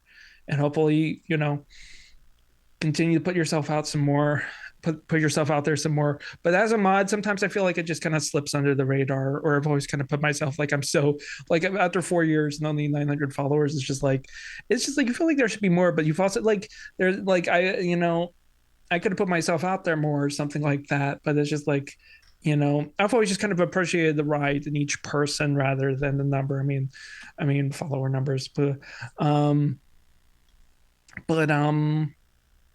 yeah, it's just wait a second. I had the Zoom icon was cutting off part of that E flat guy's message. Like the first three letters were very kind of like intriguing. Like, I'm wondering what. Be vaguely specific. Well, let's go there. Yeah, so we'll leave you with two final questions. Then I'm gonna go. I'll go and close the queue. But it's just been beautiful. Thank you, Brandon. It's really good. It's been a great time. And it's been beautiful to kind of get to know people on here and just make it, work and know people care, Yeah. And that's all you kind of want. And you just got to put yourself out there. Yeah. And it's been a great start to the year. Thank you for the opportunity. Absolutely. I was seriously like, just at the start of the year, that plus coming off of a great stream to start off the year, which I wish everybody, like, I know how hard it is to get started. Like last year, I had to get started on like Hannah and Joe's channel. I was like, I'm having a hard time just pushing the start streaming button. I'd be able to come on and sing a song, and it was just over Discord. It was very distorted, but it was "This Must Be the Place" by Talking Heads. More Maryland connection. Sorry, pardon me. Hey, more Maryland we got the flag. Nice, very nice. David Byrne, of course. If you're from Maryland, you gotta, and Hannah likes to wave a flag where we're at, so I had to bring this for our streams as well, even though we were in DC.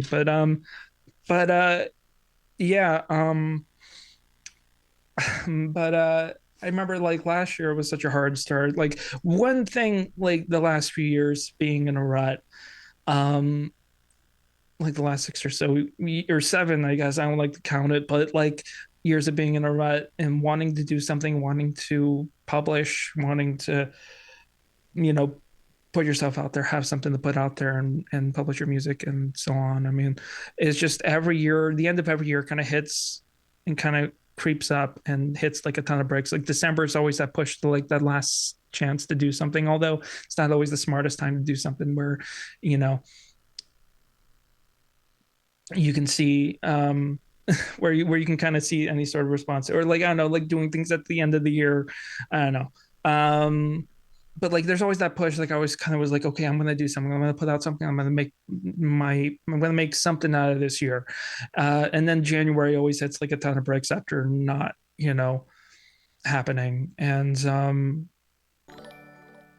hey, Robbie G Sports OTHP. Robbie, what's going on? Oh my goodness, welcome in, Robbie. Welcome in. Thank you so much for joining us tonight. Here we go.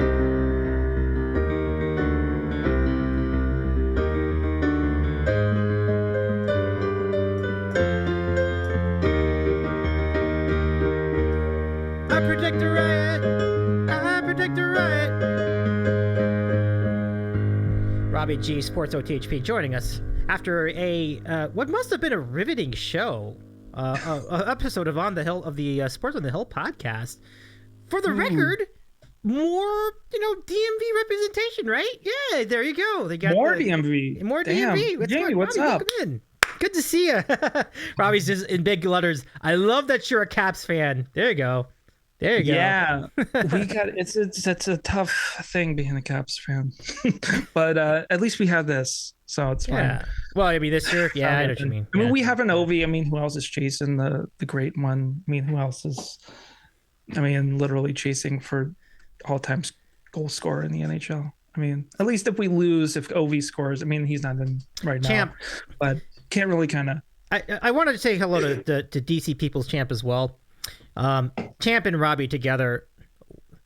How much satisfaction did you have in last night's game at Santa Clara with the 49ers beating the Cowboys? Like, I see that profile picture. If you rate it from 1 to like 100, it's like 101.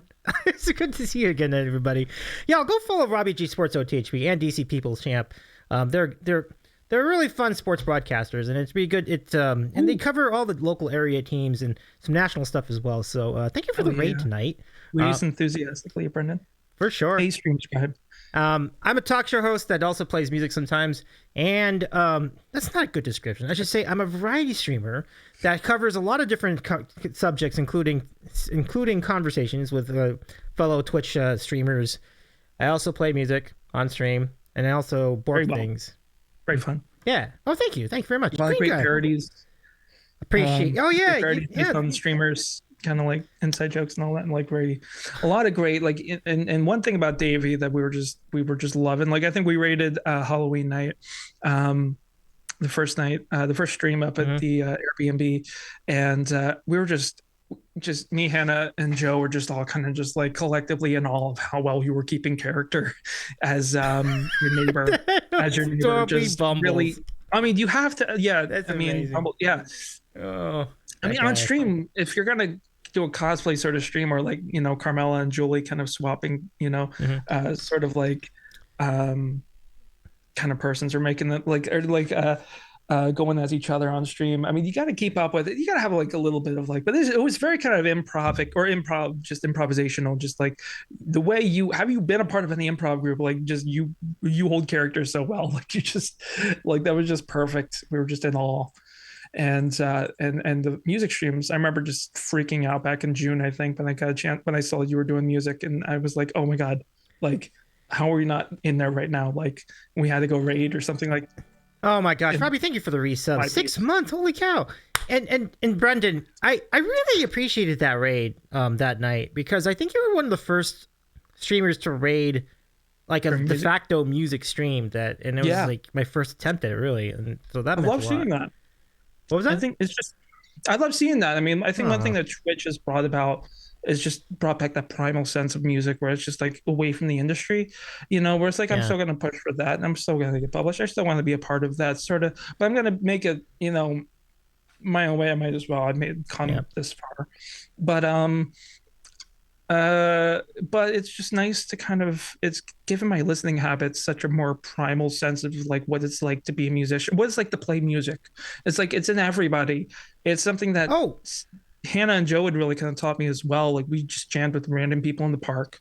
It was great. And just heard bossa nova from a new friend Ruben in the park in front of the wait, Capitol columns before we got shut down, because everything in DC is just federal. And they can't really. I do want to just really quickly mention that your boy, I mean, not your boy, I shouldn't say it like that, but our friend Carlo just done lurk to say hello. Hey. Yeah. And hi, Davey. Hello there, Carlo. It's really good to see you again. It's great to see you streaming again, by the way. Shout out to Stream Scribe, of course. Robbie G says we loved it regarding the Cowboys lost. Yeah, and then he adds, and Jesse, our friend, to the Leon Lounge. We had the Leon Lounge last week, actually. That was interesting. So Jesse came on to do the 49ers coverage and the NFL coverage after the big win. Sweet. Green Guy Music, welcome into the chat. Oh man, Green Guy Music is really fun. Like, it's good to see you again, Green Guy. Jeffrey, appreciate you being here tonight. Anything else in chat? Oh, we got a starting lineup redeem. Okay. Anything else in chat? Last stop in San. Okay. Last stop in San Bernardino. Paranormal Circus. I gotta look into that. But 2 questions before we do starting lineup from that E flat guy. How does this question rate in terms of randomness compared to previous random questions? It's a little bit lacking in the random ability, and his follow up to that is, and Andy, Primordial sounds good to see you again. By the way, Primordial is still to be joining us in the future, so we have a kind of an interesting timeline here. We have past, present, and future represented. Yeah, it's like a Christmas Carol. It's like the ghost of Twitchmas past or future and present. It's like That's pretty cool. Actually, I'm actually really thrilled at this look at this time-space continuum. But Yeah. E flat says addendum, be vaguely specific. Well, it could have been a little bit, but it could have been a little bit more specific. It could have been a little bit more random. It's something like that. And Stuart says, was Ryan's question even random? I couldn't specifically answer that other than to say that it has been. Yeah, I don't know. It was definitely there were accents of randomness in there, but there's certainly room for improvement, and maybe at halftime they could improve it. I'm not sure, but let's see, what do we have in here in chat? Thank you very much. I don't know. I could have done that better, but thanks, Ryan. I appreciate you. Rahomo says the ghost of Christmas subjunctive is the worst. He's a whole mood. Oh. That's cool. Okay. Now we just closed the queue, didn't we? Let's just reopen it again. But Robbie, it's so good to see you tonight. Let's do the starting lineup redeem. Brendan, the answer to my question was random words. It's good. That would be good. Yeah, I like it. Good thinking phraseology. Yes. Okay, so exclamation point lineup. Anybody who wants to be in our lineup tonight, and I will announce the lineup start basketball style. So let's do it, folks. Exclamation point lineup. Brendan, you're part of this too, of course. I'll announce your name too. Oh, I love it. I love it. Okay, let's do the music. Here we go. You ever go to? You've been to hockey games, I'm sure. Have you ever been to a basketball game, like basketball games for the Wizards and what have you? No, there might have been. I think I have highly respect for it. I think there's a lot of discourse between basketball and hockey or whatever, different kind of sports, or some people can be very rabid about whatever they like, but yeah. I have a healthy respect for basketball. I mean, I'll find it interesting. I'll cheer on. Let's do it. And I wasn't really particular. Honestly, I think the only Washington team, I will say, sorry, I don't mean to drag on, because this is a great bit. I'm a fan of all the Baltimore teams as well. So the Ravens and the Orioles. Yeah, I know, but that is interesting. But yeah, as well as the Caps. But when the Nats won the World Series, that was all kind of celebrated. I'm in Nats territory, so I have some friends and I got to celebrate with them. But that's something that Robbie and you have in common, because to be fans of teams from both Baltimore and DC. That is rather interesting. Oh, yeah. Oh, I didn't even realize it. Oh, nice. Nice. I thought I might have heard okay. So anyway, let's do the lineup, everybody. Here we go. The lineup. Let's go. Let's get ready to rumble. You got it. We can hear the reverb. You should do the lineup. I think you did it pretty well. Yeah, actually. Want to try it? Yeah. I'll do the effects. I need my voice acting kind of break. Okay. As long as somebody clips it, I got to add something to... So go ahead and bring it in. Positions. So we have everybody who's a part of the lineup. We got it a sort of script, let's...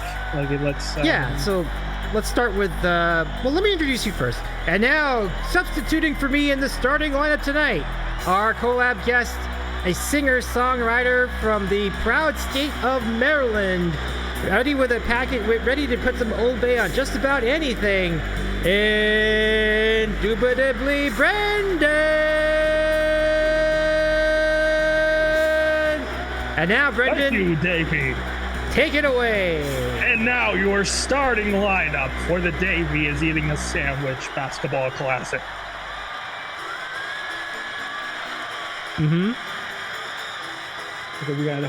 Robbie G will be first. Starting with your forward and center or whatever. Okay, this is good. Robbie G Sports OTHT. Nice. And next up is Caps Hater.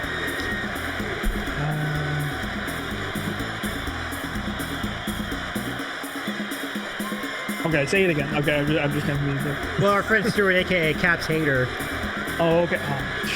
And now the Modfather, the legend, Stuart Hyatt. All right, and next up, Rahomo. On defense, Rahomo. Yeah, and then we have that E flat guy. And we have not D sharp, but that E flat guy. That's phenomenal. Well, ladies, gentlemen, and non-binaries, including the caps hater in all caps, your Davy's eating a sandwich and Indubitably Brendan. Sandwich Show Show!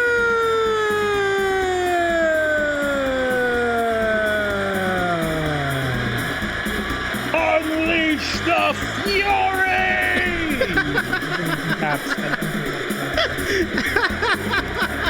Robbie, I hope you enjoy. I hope that hit your heart. That was great.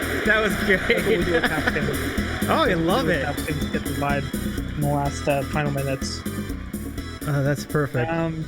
I mean, come on, Stuart. You can't really hate. I mean, even when we're losing, we're winning. I mean, Obi's not in the lineup right now, but I mean, come on.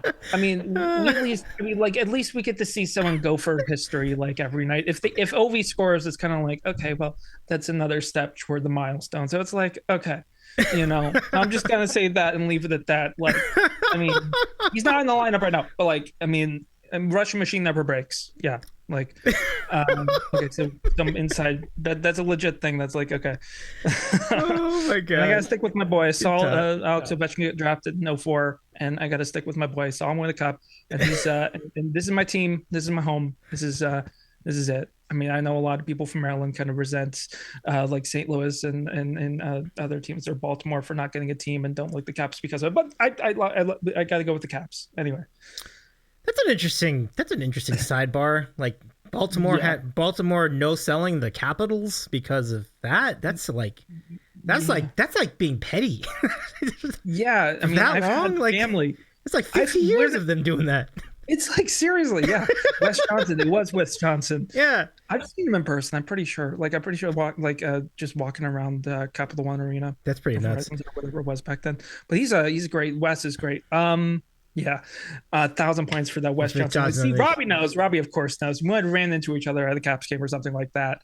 Who knows? But yeah, I mean, I've had family members. Like, I mean, of course, being like a lot of family from Baltimore, where we all kind of dislike the Pittsburgh teams. But I've had family members who are huge Ravens fans, but because the whole like no selling the Baltimore thing, yeah. They literally rooted for the Penguins or the Pittsburgh Penguins just out of spite, just because like just because Baltimore didn't get a team, but it's like, I mean, got to root for the underdogs, got to root for the Caps. Yeah. So Rahomo with some gold in the. Rahomo says, "There's fury everywhere. What have you done? What gets fury out? Oh my god! Club and soda." I feel like it's just like. Yeah, it's just like unleashed, like you just uncapped like this sort of like wizardry kind of magic sort of like potion thing, and you just open up this lid of like this treasure trove of just like all this magic, all this fury everywhere, and now it's just running around the room like some special effects and some like some, I don't know, wizards or wherever we play some sort of wizard show. I don't know.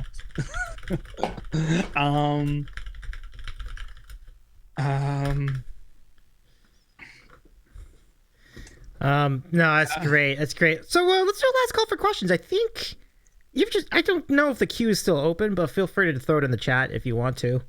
Yeah, that's really great. No, I totally picked up what you guys were, where Robbie was saying too. That was a pretty faithful that's a pretty faithful imitation too of Wes Johnson. Yeah, that was pretty good. Yeah, I got to do it well. I got to do it good. He's got some good video game voices. I mean, he's a gem. I mean, he seems like a really nice dude. And he seems like the guy that would have been on NBA Jam going, he's heating up. He's on fire. He's like, I mean, come on. Yeah. It's like, who else has like I can't even watch any other hockey game without like without hearing like Locker and Joe B as the commentators. I mean, that's another kind of regional thing. As like every time I hear a Caps game without them, it's like there's some things that get on my nerves a little bit, but it's like there's who else has that personality? It's like and I swear I saw Wes Johnson. I was at some rooftop bar after a show. I had just seen like Jade Bird, who was an artist that Katie and I really kind of like back in like 2018 at the now defunct Rock and Roll Hotel. And I was waiting for a ride on the rooftop bar of the place, and there was a vending machine outside of it that had sold 45 records, which is about the weirdest thing and to find in a vending machine. I had to literally pull up my ride. A friend was coming to pick me up and was like, "Do you see this?" And so I was waiting. I'd never been on a rooftop bar. It feels kind of special because I mean that place is no longer around, so it's like okay, at least I got to go there and kind of I don't know if the bars still exist, but like it is weird because I went back down to the second floor where they had the merch, and I got to meet Jade and the opener, which but and it's weird because I went up to kind of wait up at the rooftop bar, and I came back down to the second floor. I was like, I wonder if they're still here. And I'm like, and it was already cleared out by then. Like I've always kind of been in amazement of just like how fast touring musicians work, like the wardrobe changes and everything. Like I'm even if I go through that, like I hope to. It's just like how like it's just like I've met musicians and then it's just like they go through like the fastest, or like this one band everything has like an outfit that they all kind of wear, and they were one of my favorites. And by the time they were out and after the show I saw, they were already out of their uniforms and everything like that, and just in their street clothes, just like hanging out by the merch booth. And it's just like how fast all that kind of works. Yeah, how efficient, it's like how fast everybody kind of works. I admire that, and I've always admired the process, and I can't wait to be a part of that. But okay, we need to get to these questions. They're throwing it at you, Brendan. This is phenomenal. But I swear I saw Wes Johnson on that rooftop bar. I feel like I did. I feel like it was after a Caps game. You would know if he talked, right? Did you hear his voice? I didn't. He was talking with who he was over at the bar. Yeah. I didn't hear him. I was kind of over by like the little picnic table sitting down. It's another weird connection, like the Aaron Rodgers thing. I was like, I swear he looked like him, and I didn't want to stare. I was just like, right. It was after a Caps game. It was after a preseason Caps game, and it was a home game. So it's like, okay, maybe he's making it out like before he heads home. Maybe he's just kind of heading out for a little bit. It's like maybe he's kind of heading out for a drink. Okay, I don't know. Let's see. Okay, so first, Robbie with the question. Where did you watch the last game of the Cup final? Where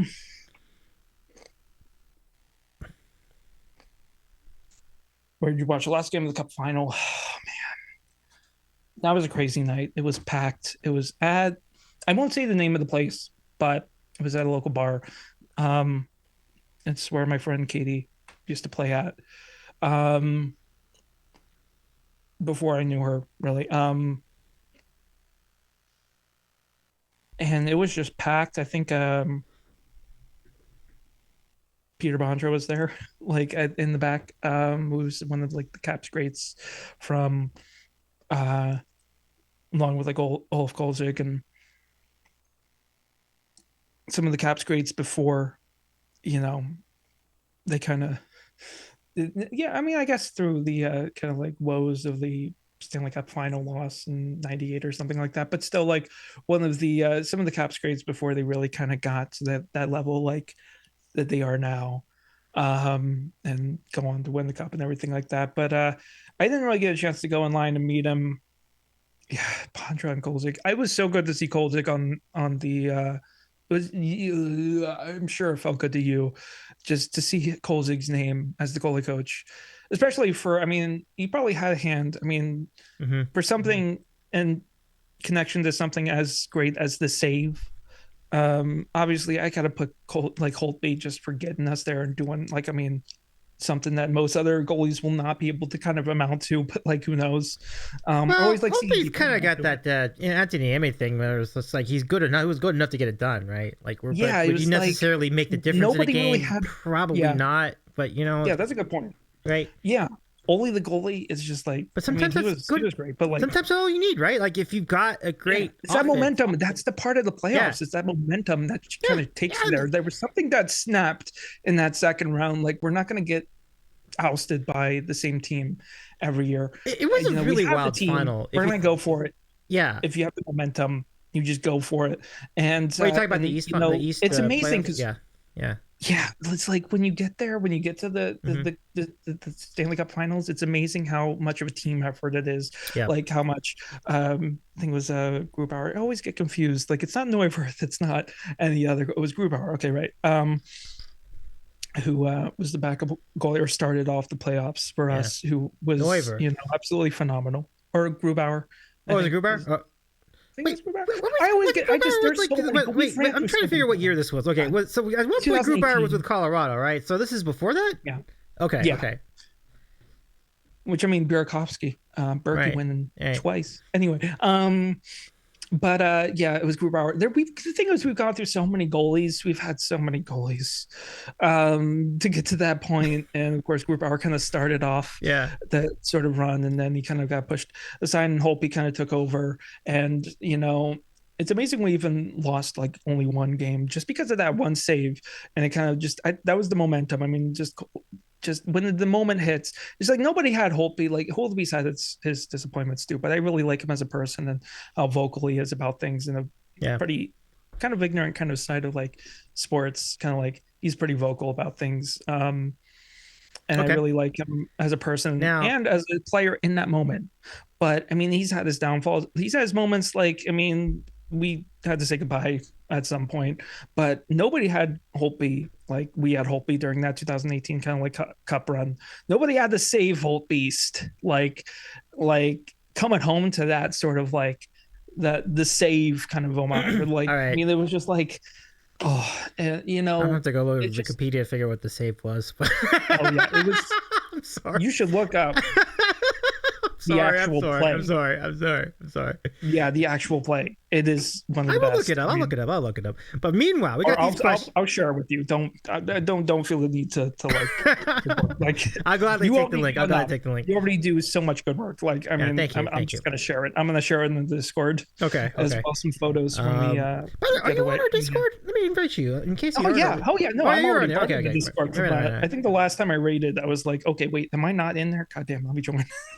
I know, just like taking such a long time. So now we bring it to the present. Robbie G says, follow-up question: how mad are you at us getting crushed on Saturday? We've always, all I have to say is we beat Vegas where it counted, and we took that cup win from them. From everybody, just was like it was on us, unless they hated the Caps, like Toronto, like fans that I knew that were just like they're not going to make it, and you just want to see Vegas win in the first year. They just hated the Caps, really.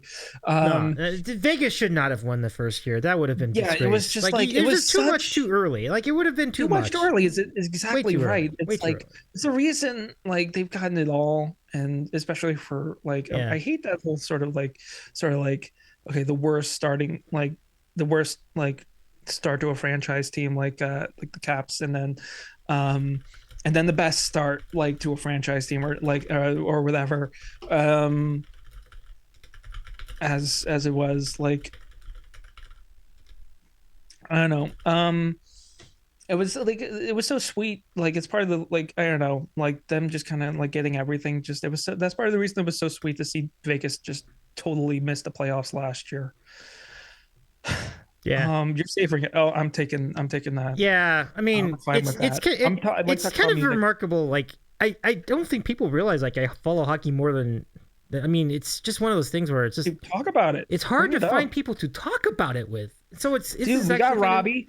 We got Ryan. We have Caps hater. Yeah. We got, I mean, it's good to talk with the haters. And Turbo Swim too, actually, and Stewart as well. We're all kind of dialed in a little bit on certain levels with the NHL. Oh, yeah. Speaking of Stewart, here's his question. If the Capitals were the last team in the world, would Ovechkin's shooting percentage improve? I'm going to find this. No, he's a goal scorer. I don't know. He's just, he knows what he's doing. He's better than half of the people. I mean, when everybody's passing that to him, I mean, everybody like he's making smart plays and he knows his. I mean, you can tell a legend. Like, I mean, a legend's just kind of like, out there to score goals and make it happen. And just, I don't know. Come on. Shooting percentage, what? Like, who else has, like, does your star player have 800 and some goals? Like, I don't know. And then is Jason Gretzky? I don't know. I don't know. And now E-Flat with this zinger. Can you rank the Capitals 4 consecutive first round playoff exit in order of frustration?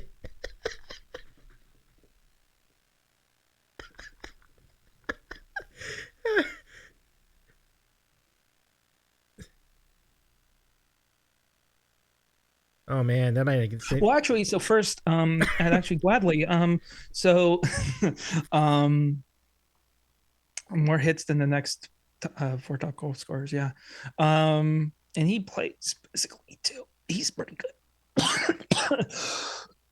He plays physically too. See, I'm choking on all these. What are these comments? I'm choking on all these comments. Come on, I don't even wait. Oh wait, shit! Don't say that. You can say shit. Okay. I would like. If we hadn't won the cup, this wouldn't have been able to be a thing. I feel like they were smart to do this after they won the cup, because you know what the joke would be about this. So don't make it, but like a good box of OVOs. Anyway, so okay, so I'd have to look at it again. I'd probably say so. Rank the Capitals 4 consecutive first round playoff exits in order of frustration. Man. Anytime we lost to the Penguins was a stinger, but I applaud you answering this question seriously. I thought we had it. But I thought we had it last year. Even after the cup. After the cup, I was like, you know what? Fuck it, we got it done, and nobody can say anything from here on out.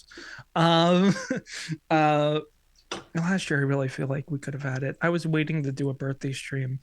I'm keeping Hannah updated on, and of course we went to overtime because it was the Caps, and it was a nail biter of like an essential game to like. And of course we went to overtime, and I was like, okay, trying to plan a birthday stream here. But I really like, I know we always kind of came through with that momentum, and I was like, we could have created the perfect meme. Florida has a good year. It's all because of the Sweetness goal horn, and Sweetness is my like #1 song. I love how Zach Lind of Jimmy World had actually tweeted about that, like threw some shade on this hometown team of the Arizona Coyotes. Like, I don't know, do they play Sweetness after every goal? Anyway, but we could have closed out the season and just, I would have felt bad. I'm like, I kind of wanted to see the Panthers. Like, it's kind of like, I don't know, but I feel like we could have definitely, it was such a nail biter as always, like going into overtime and that last minute of like tying it up, and it was like that was a tough one, just a more recent sting. I think a lot of the stingers would have just been more recent, just like seeing us kind of get off the ground after the win. I'm over. I'm like, we got it done. Those other ones before, like anytime like we lost to the Penguins, like I said, would have probably just been like the big stingers.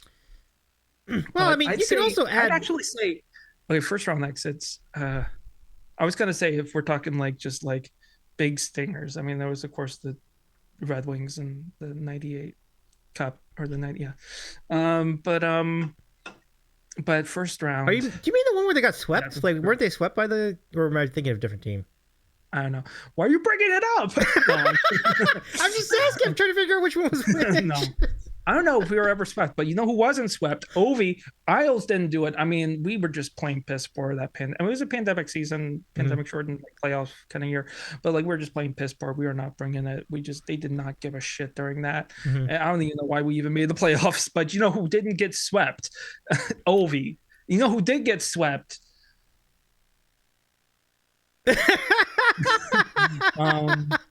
I think a certain team to the south of you. What would that be? To the north. Oh, is it to the north? I think the rivalry budding with the Canes has just kind of pissed me off. To be honest, like I never thought the Canes like would piss me off, but like they were just like, okay, they won a cup, but it's like, aren't they really a threat? Like in the Southeast, it's like, I don't know. You have like that Southeast division wasn't really much. Maybe Tampa was like our biggest threat. Maybe the Canes, if they kind of, And then the Thrashers. I mean, Atlanta had 2 chances. You're not getting another team. um, but and then the Metropolitan Division is always kind of tough to work. That's a little bit tougher. But when we kind of started beefing when we started having like all that sort of like the new rivalry, like out with the Penguins and with the Canes, I just kind of like it was like, especially after the whole Svechnikov thing. I mean, I never want to see anybody get hurt or just but like, I mean, there was also sort of like a whole other thing to that sort of like. Well, sounds like that's a pretty tangible rivalry at this point. I mean, Ryan would probably have a better feel for it, but yeah, I just keep rooting against the Hurricanes and hope that we I mean, they're having issues too, so it's like it's not, it wouldn't sting as much as seeing the Pens go on. I do remember how hot they started. Like I think it was like 12-2 or something like that. Like it's interesting. They've definitely fallen off, but it was an interesting start. I don't know. Yeah, it's like. And then, of course, the Canes have like the worst goal horn in the hockey in the NHL. It's like I want to hear them score. So it's like then the Svechnikov fight. It's like I don't want to hear them score. It's like that was my like reaction. It's like anyway. The captain going for episode 300. Maybe we will have to have Daddy Flat Guy. Ooh, and Brendan. I think this needs to happen. I don't talk well about sports, but I'm down. More opportunities. I think it's a good idea. To talk about sports.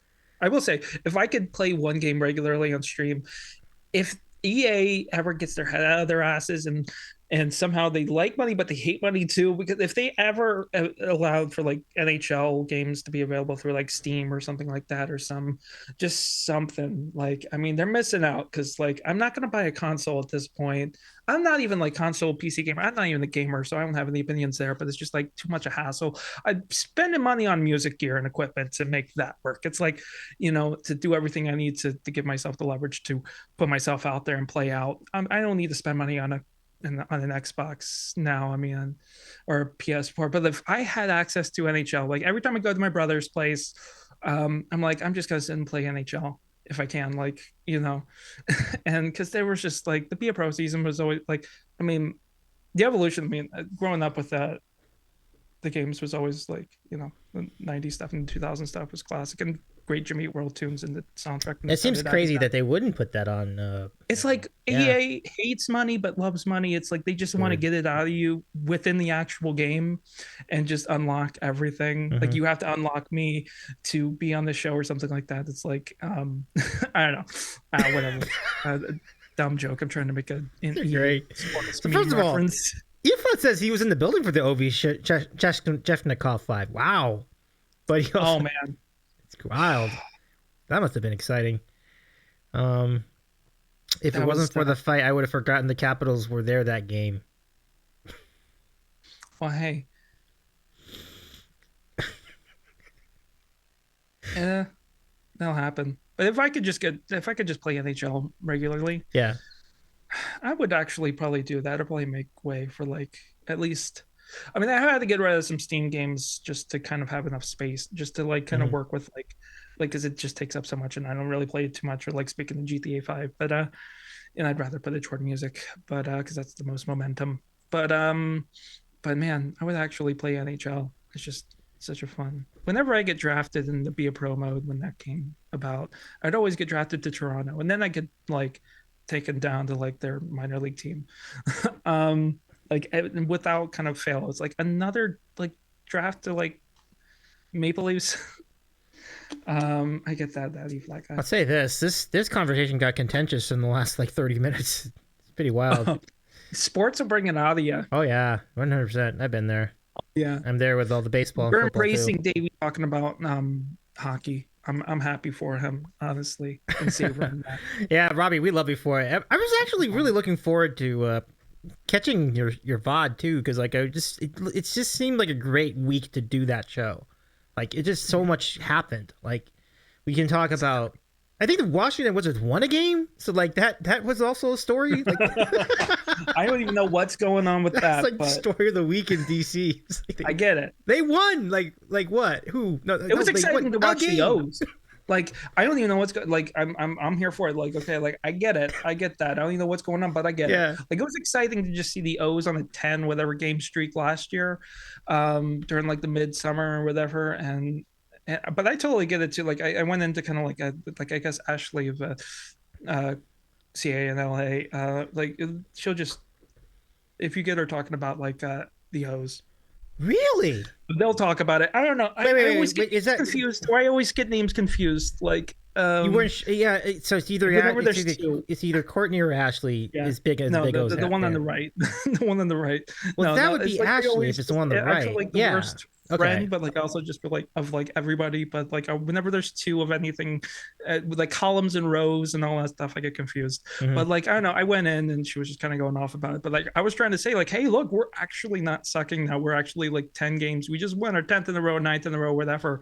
And I just rated that and but like she was also talking about like thankfully a lot of good stuff going on in their lives and a lot of things are happening, and when things happen is you kind of like neglect certain of those aspects, like you just kind of like it's nice to have something like sports to pay attention to. It's like nice to watch and get into, but it's like I've totally felt that, like especially in the last few months, like it's nice, like I like up at the Airbnb, I would maybe see the score like later that night before going to bed, to be honest.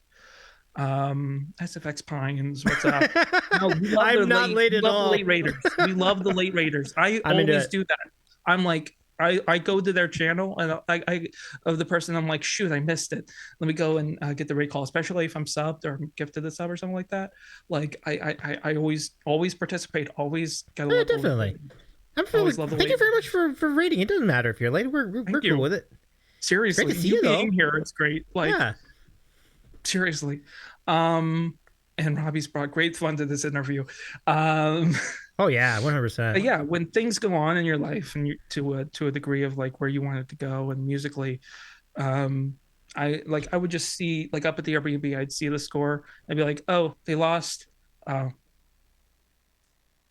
okay, let me just go to bed now. The game's over, so all right.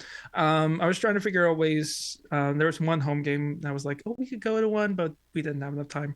I think it was actually the Golden Knights game.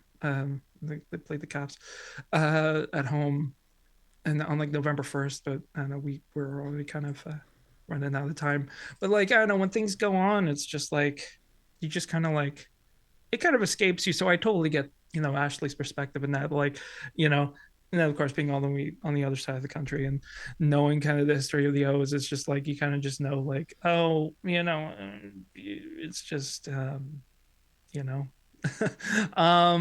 You root for better days because it's like they really do have great fans. Like I remember being at a game, yeah, when they were at Anaheim and they had this lead and they blew the lead, and the guy that was rooting for there's like one fan in the stands in the entire section that was rooting for Baltimore, and they blew a game in the 9th inning, and I felt bad for him. He was mad. He was like throwing his hat in the ground and and leaving like this, and like I felt bad. Like it's like the one chance they get to win a game and then they blow it in the end. I'm like, oh man, that sucked. Oh, but it was just great to see him on that 10 game. Like It was good. It was nice. It was fun to watch them. They didn't make the playoffs. They have but, talent. Like, That's they the thing. almost did. Yeah, I mean, They always have time, and then they go through like major changes in the off season. And it's like, and then it just kind of fades away. Like I've never seen we had our moments in the last decade or so, but like it's like I always see like Mountain Time. You see like all these other people coming up. You see all these like these. Like it was actually a fun roster to watch last year, and it was fun to see them do well and actually kind of like take some really crucial games and make some really crucial plays in the crucial moments. Yeah. Speaking of Mountain Time, I mean, like, and to have that 10 game like that run, like, I'll take it. Like, absolutely. Like I'll say this, like with Baltimore, it was a very fun team to watch last year. And that's the biggest thing I can say. There are a lot of years with the Orioles where there's just nothing going for them. Nothing. Like not even a pitcher, not even like a batter. But this lineup was pretty good though. I gotta say, it seemed like a good line. Even when they traded Mancini at the middle of the year, it's a pretty good lineup though, right? Yeah, I just hope they can keep some of it. Like it just never feels like they can keep that momentum going into the Yeah, next year. I hear I it. know. I'm like, if we could have somehow like like take that, but like go even further with it. I don't know. We were so close, but we had like, can we just keep that sort of momentum going? But it's like, do we ever? It's like it's always hard. And then of course the Ravens. I mean, you have Justin Tucker, the greatest kicker of all time. Um, and then you have some disappointments there, like the same kind of deal that the Caps, Mhm. like just first round exits, but also kind of like at least we've been kind of winning. At least we've had like they were kind of like at least when we had a championship or champion team during that sort of that dry spout for the Caps back in like when they were getting good and just not good enough. And at least we play to celebrate, with the Ravens Mhm. in 2013. At least Tucker has a ring, which I didn't even remember him back then. But like, Because he has been around a while, right? Yeah. yeah, at least he has a ring. And then Lamar, I mean, that would be great to see. But I don't know. They're so finicky. That's a I mean, just real. kind of go through it. I was kind of interesting. That's an interesting storyline, Robbie. Keep us apprised on that, because like I'm kind of wondering what will happen. There's going to be a new contract, but the question is who's gonna give it to him, and I don't know. It's going to be an interesting off season. I get that, Robbie. Yeah. Oh, E-Flat, have a great night. Thank you so much for hanging out with us. So good to see you. Can we give E-Flat a shout out one more time in chat and follow our good friend The that Super E-Flat Bowl guy. Sunday games, nice, Robbie. Yeah, that's nice. And then the Cup final. Yeah, Yeah. Thank it's nice when you kind of get into it, like what kind of brings you into it. Like that's sort of like the beauty of like the sport, or like I Robbie. think what most people Just think to, it's just like the sportsmanship. now that And game is before the Super Bowl, right? Because they often play those games before the actual kickoff yeah, time. I would yeah. assume. Caps always play on like Super Bowl Sunday or whatever. I know I went to one. Um, I don't know if we went Yeah, to one yeah. where I was we just saying, I was with just making, Oshi just for the making. first. I don't even know. Yeah. Yeah. Yeah. On Black Friday or whatever it's called, like just the Friday after Yeah. Thanksgiving. Oh, thanks for the Uh, shout out. Thanks for the shout out, everybody. Super Bowl Sunday games are fun. It's nice to make it out It's a good warm to an up. evening game too. Yeah. Yeah. But so yeah, at least I got to see Ripken. At least I got to see. Oh, you got to see him in person. That's Oh really no, not good. in person, but like at least play. Like I mean, I was young, but like at least I got to go to a game Oh, with like on Ripken TV? in that era. Um, like yeah, like go. I mean, like actually at the game, like Oh, okay. Yeah. I Yeah. just have this vague memory of Yeah. Vacation by the I just had this vague memory of Vacation by the Go-Go's playing, and that was in that Rugrats kind of special or whatever. And That's was cool. my thing at the time. So my mom woke me up, and we were at the O's game, and Vacation was playing, and my mom woke me up and was like, "Hey, Rugrats, listen," or something like that. That's about the only thing I remember from the O's game. But I mean, I still got to see Ripken. And then I swear, I hope there was a vague memory of like a Rangers Caps game in like the late '90s that I at least hope. Uh, I'm going with like I hope to find a ticket stub eventually. I swear we went to see a Caps Rangers game, and I hope it was like during the late '90s. I hope I got to see Gretzky, and so like I don't know. I just have moments that I hope for. I don't know, but sports can be fun if you don't. I think the most kind of like I don't know. It's just shitty to be around bad sportsmanship and bad like sports fans. I'm just like it's kind of like hilarious, but it's also just like, dude, it's just a game.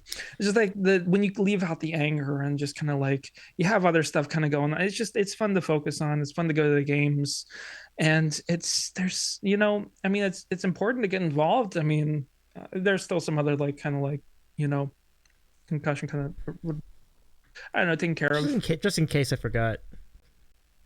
That was for Green Guy. Yeah, But no, I completely agree. It kind of takes the fun out of sports when people are being bad, just being Yeah. bad seeds. It's like yeah. people starting fights. Like, really? Yeah, This is like just a there were game. fights Why? like the night, even the Caps one between Yeah. Caps like fans, like at the like Yeah. where I'd be at, and it's just like over like completely dumb things, not even related to the game, but like Hmm. I mean, it's just like, um, but at the very least, you kind of dial in on the right moment, and Yeah. going to the parade was just, I'm sure Robbie was at the parade for the Caps championship. So I don't Cool. even think I got a chance to talk about my music or anything like that. I think we just went into a tangent from We talked about your sports. music a little bit, but Yeah. certainly not. And thank you for the compliments and everything. Of For course, I've heard a absolutely. few. I heard a few before we got going, and it just, I mean, what else could I say that any other musician wouldn't say? I mean, it's hard to find worth sometimes, and it's also kind of like easy, but sometimes like, you're not sure everybody else is feeling it, or like you're not sure you're giving your, like, or it's good enough for other people. People are enjoying it, but it's like, are you really kind of seeing that? Or I've been feeling kind of like underwhelming, and kind of in a bit of a like, in an interesting time. Like I feel like it's just one kind of just opportunity to just put myself out there. Um, and just one open mic away from just really kind of taking off to some level of just like, okay, now it's really going somewhere. Now I'm like, okay, like it's just a matter of putting yourself out there, and I've gotten so pissed at just like I'm trying to just like, one thing that Twitch has done is just like celebrating others, and you know okay, hold up. Oh man, okay, that's a good one. I always say like Austin Matthews is only in the league, and as good as he is because he witnessed the goal um that Ovi scored in 2006, because he was there for the goal. I mean, and that's a fun connection too. But everybody is like, wow, it's weird to see, like, especially seeing Ovi get drafted. Like, I mean, it's weird to see all this, like all these new players that are just like taking the league. And now Ovi's one of the older players, but he's still like on that roster, like 50 plus or 50 Hmm. goal scorers. Like, it's crazy. But anyway, so but Twitch is always kind of given like, a chance to sit and listen. That's just everything that, you know, people feel kind of directionless, and they're just kind of like putting themselves out there. But give a chance to listen and sit, and that's also what modding does too, Yeah, and just being for absolutely. somebody else, and that'll kind of give back and put in that time. You have a lot more time than you think, and just,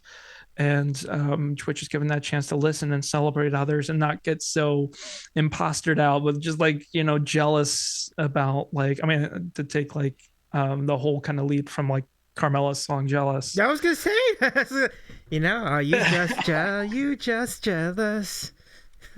More free than I'll ever be. Yeah. Do you have that on your song list?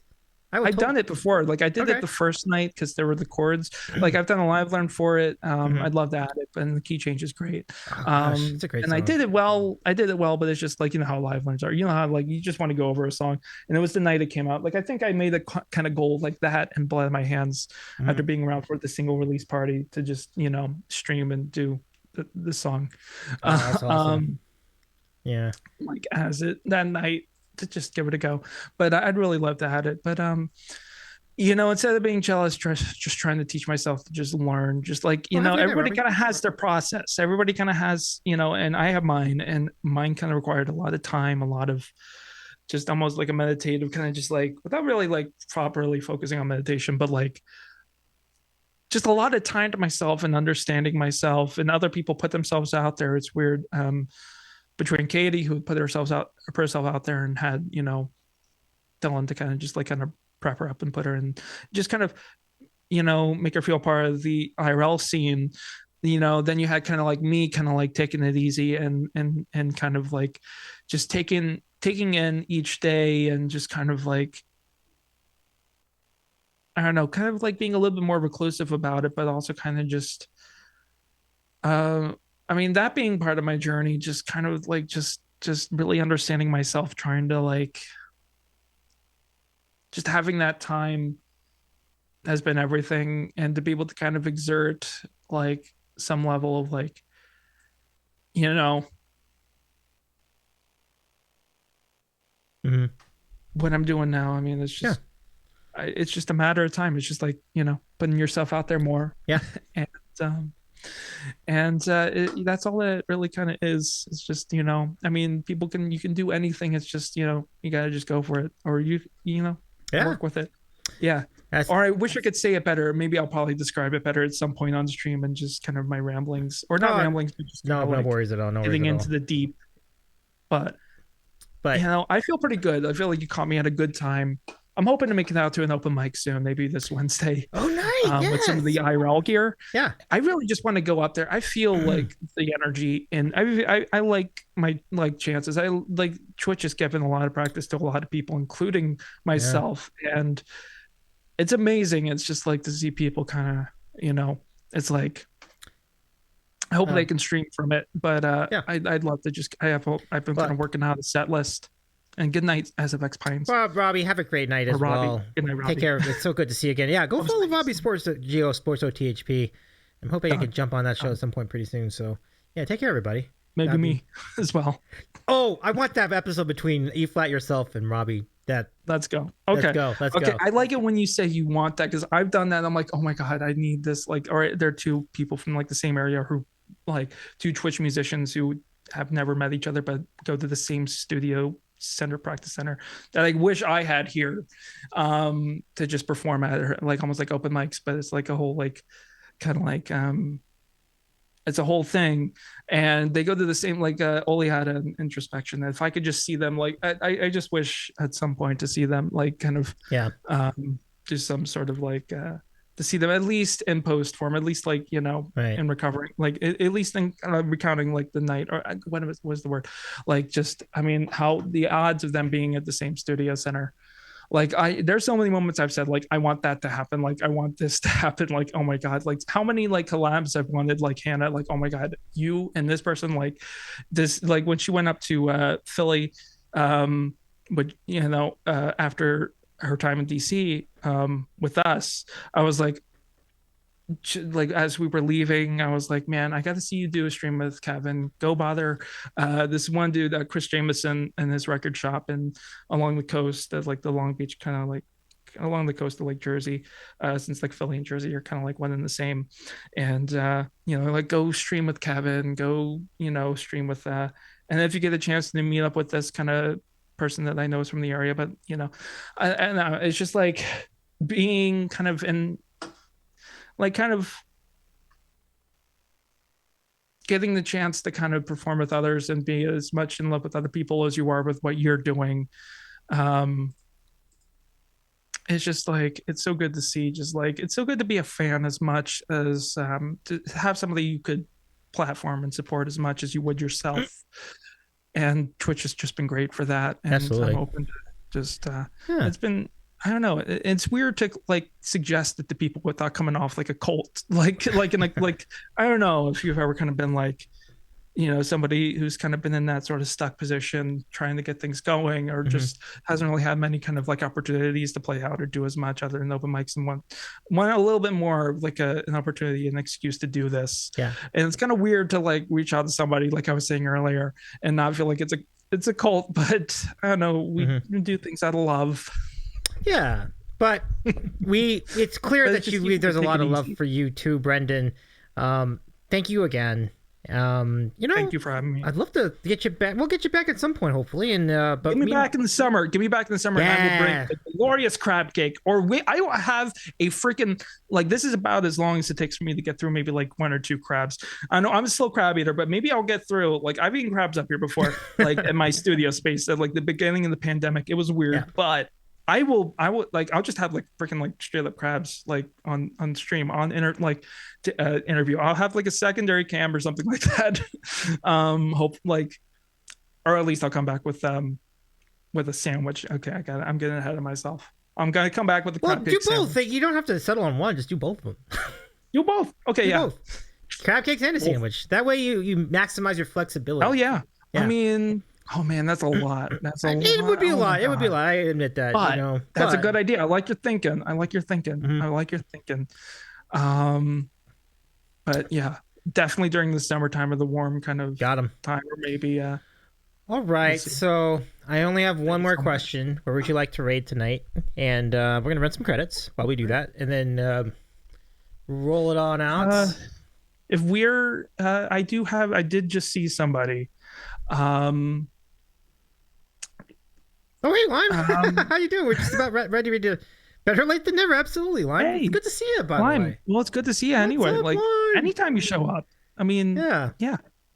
But thank you everybody for the raids. I appreciate the but thanks for your raid too, Brendan. That was really nice of you to raid in yeah, here. of course. That's sort of my go-to. It's like, and thank you for giving me a chance to kind of flex my sort of like to work on my voice acting kind of like announcer. Oh, that voice. was fun. Oh, that was so fun. I wish I had a better script. I wish I kind of had a better sense of like what was going on. But hey, well, that was I kind of put you on the spot. To be fair, like it's no yeah, worries no, on it's that. fine. No, I wanted to put myself on the spot. I wanted to put, that was so fun. I was like, oh my god, can I don't want to steal the show, but like and you got like we brought both of our voices. Mine, yeah, that's a great question. Like my sandwich was a ground salmon burger, spicy ground salmon burger on a brioche bun, and yours was it was just a cowboy burger from a local cafe. look good. Wasn't able to get the You still have some left? I can't believe it. I still have some left. Amazing. I know it's like yeah.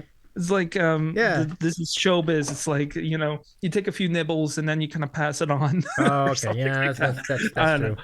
Nah, like I gotta go and finish it though. But there was one person that rated me to start the year, and I think it was like the first time we really kind of like got to know each other, and kind of celebrating. Speaking of like the open mic stuff and celebrating, championing that, and kind of I think Ladybird underscore Uke is who I was eyeing. Oh, okay. Follow the channel. Sounds like a plan. Jamie, if you could, or any mods, if you could get the raid calls in the chat. Follow. Or BDG 808 is on. That's the person that I followed, the person you're talking about. Music. Yeah. One of the first music. God, it's like I want to read back like Ladybird Uke. Okay. Ladybird's ending. Ladybird's ending. Oh, I think. okay. So I guess it's an easy I pulled it decision. up. I saw it and I was like, I've been meaning to get back. But you know what? Actually, that would be perfect because BDG 808 was one of the first kind of tastes of the music kind of community here, and I can type it maybe if you want. DVG?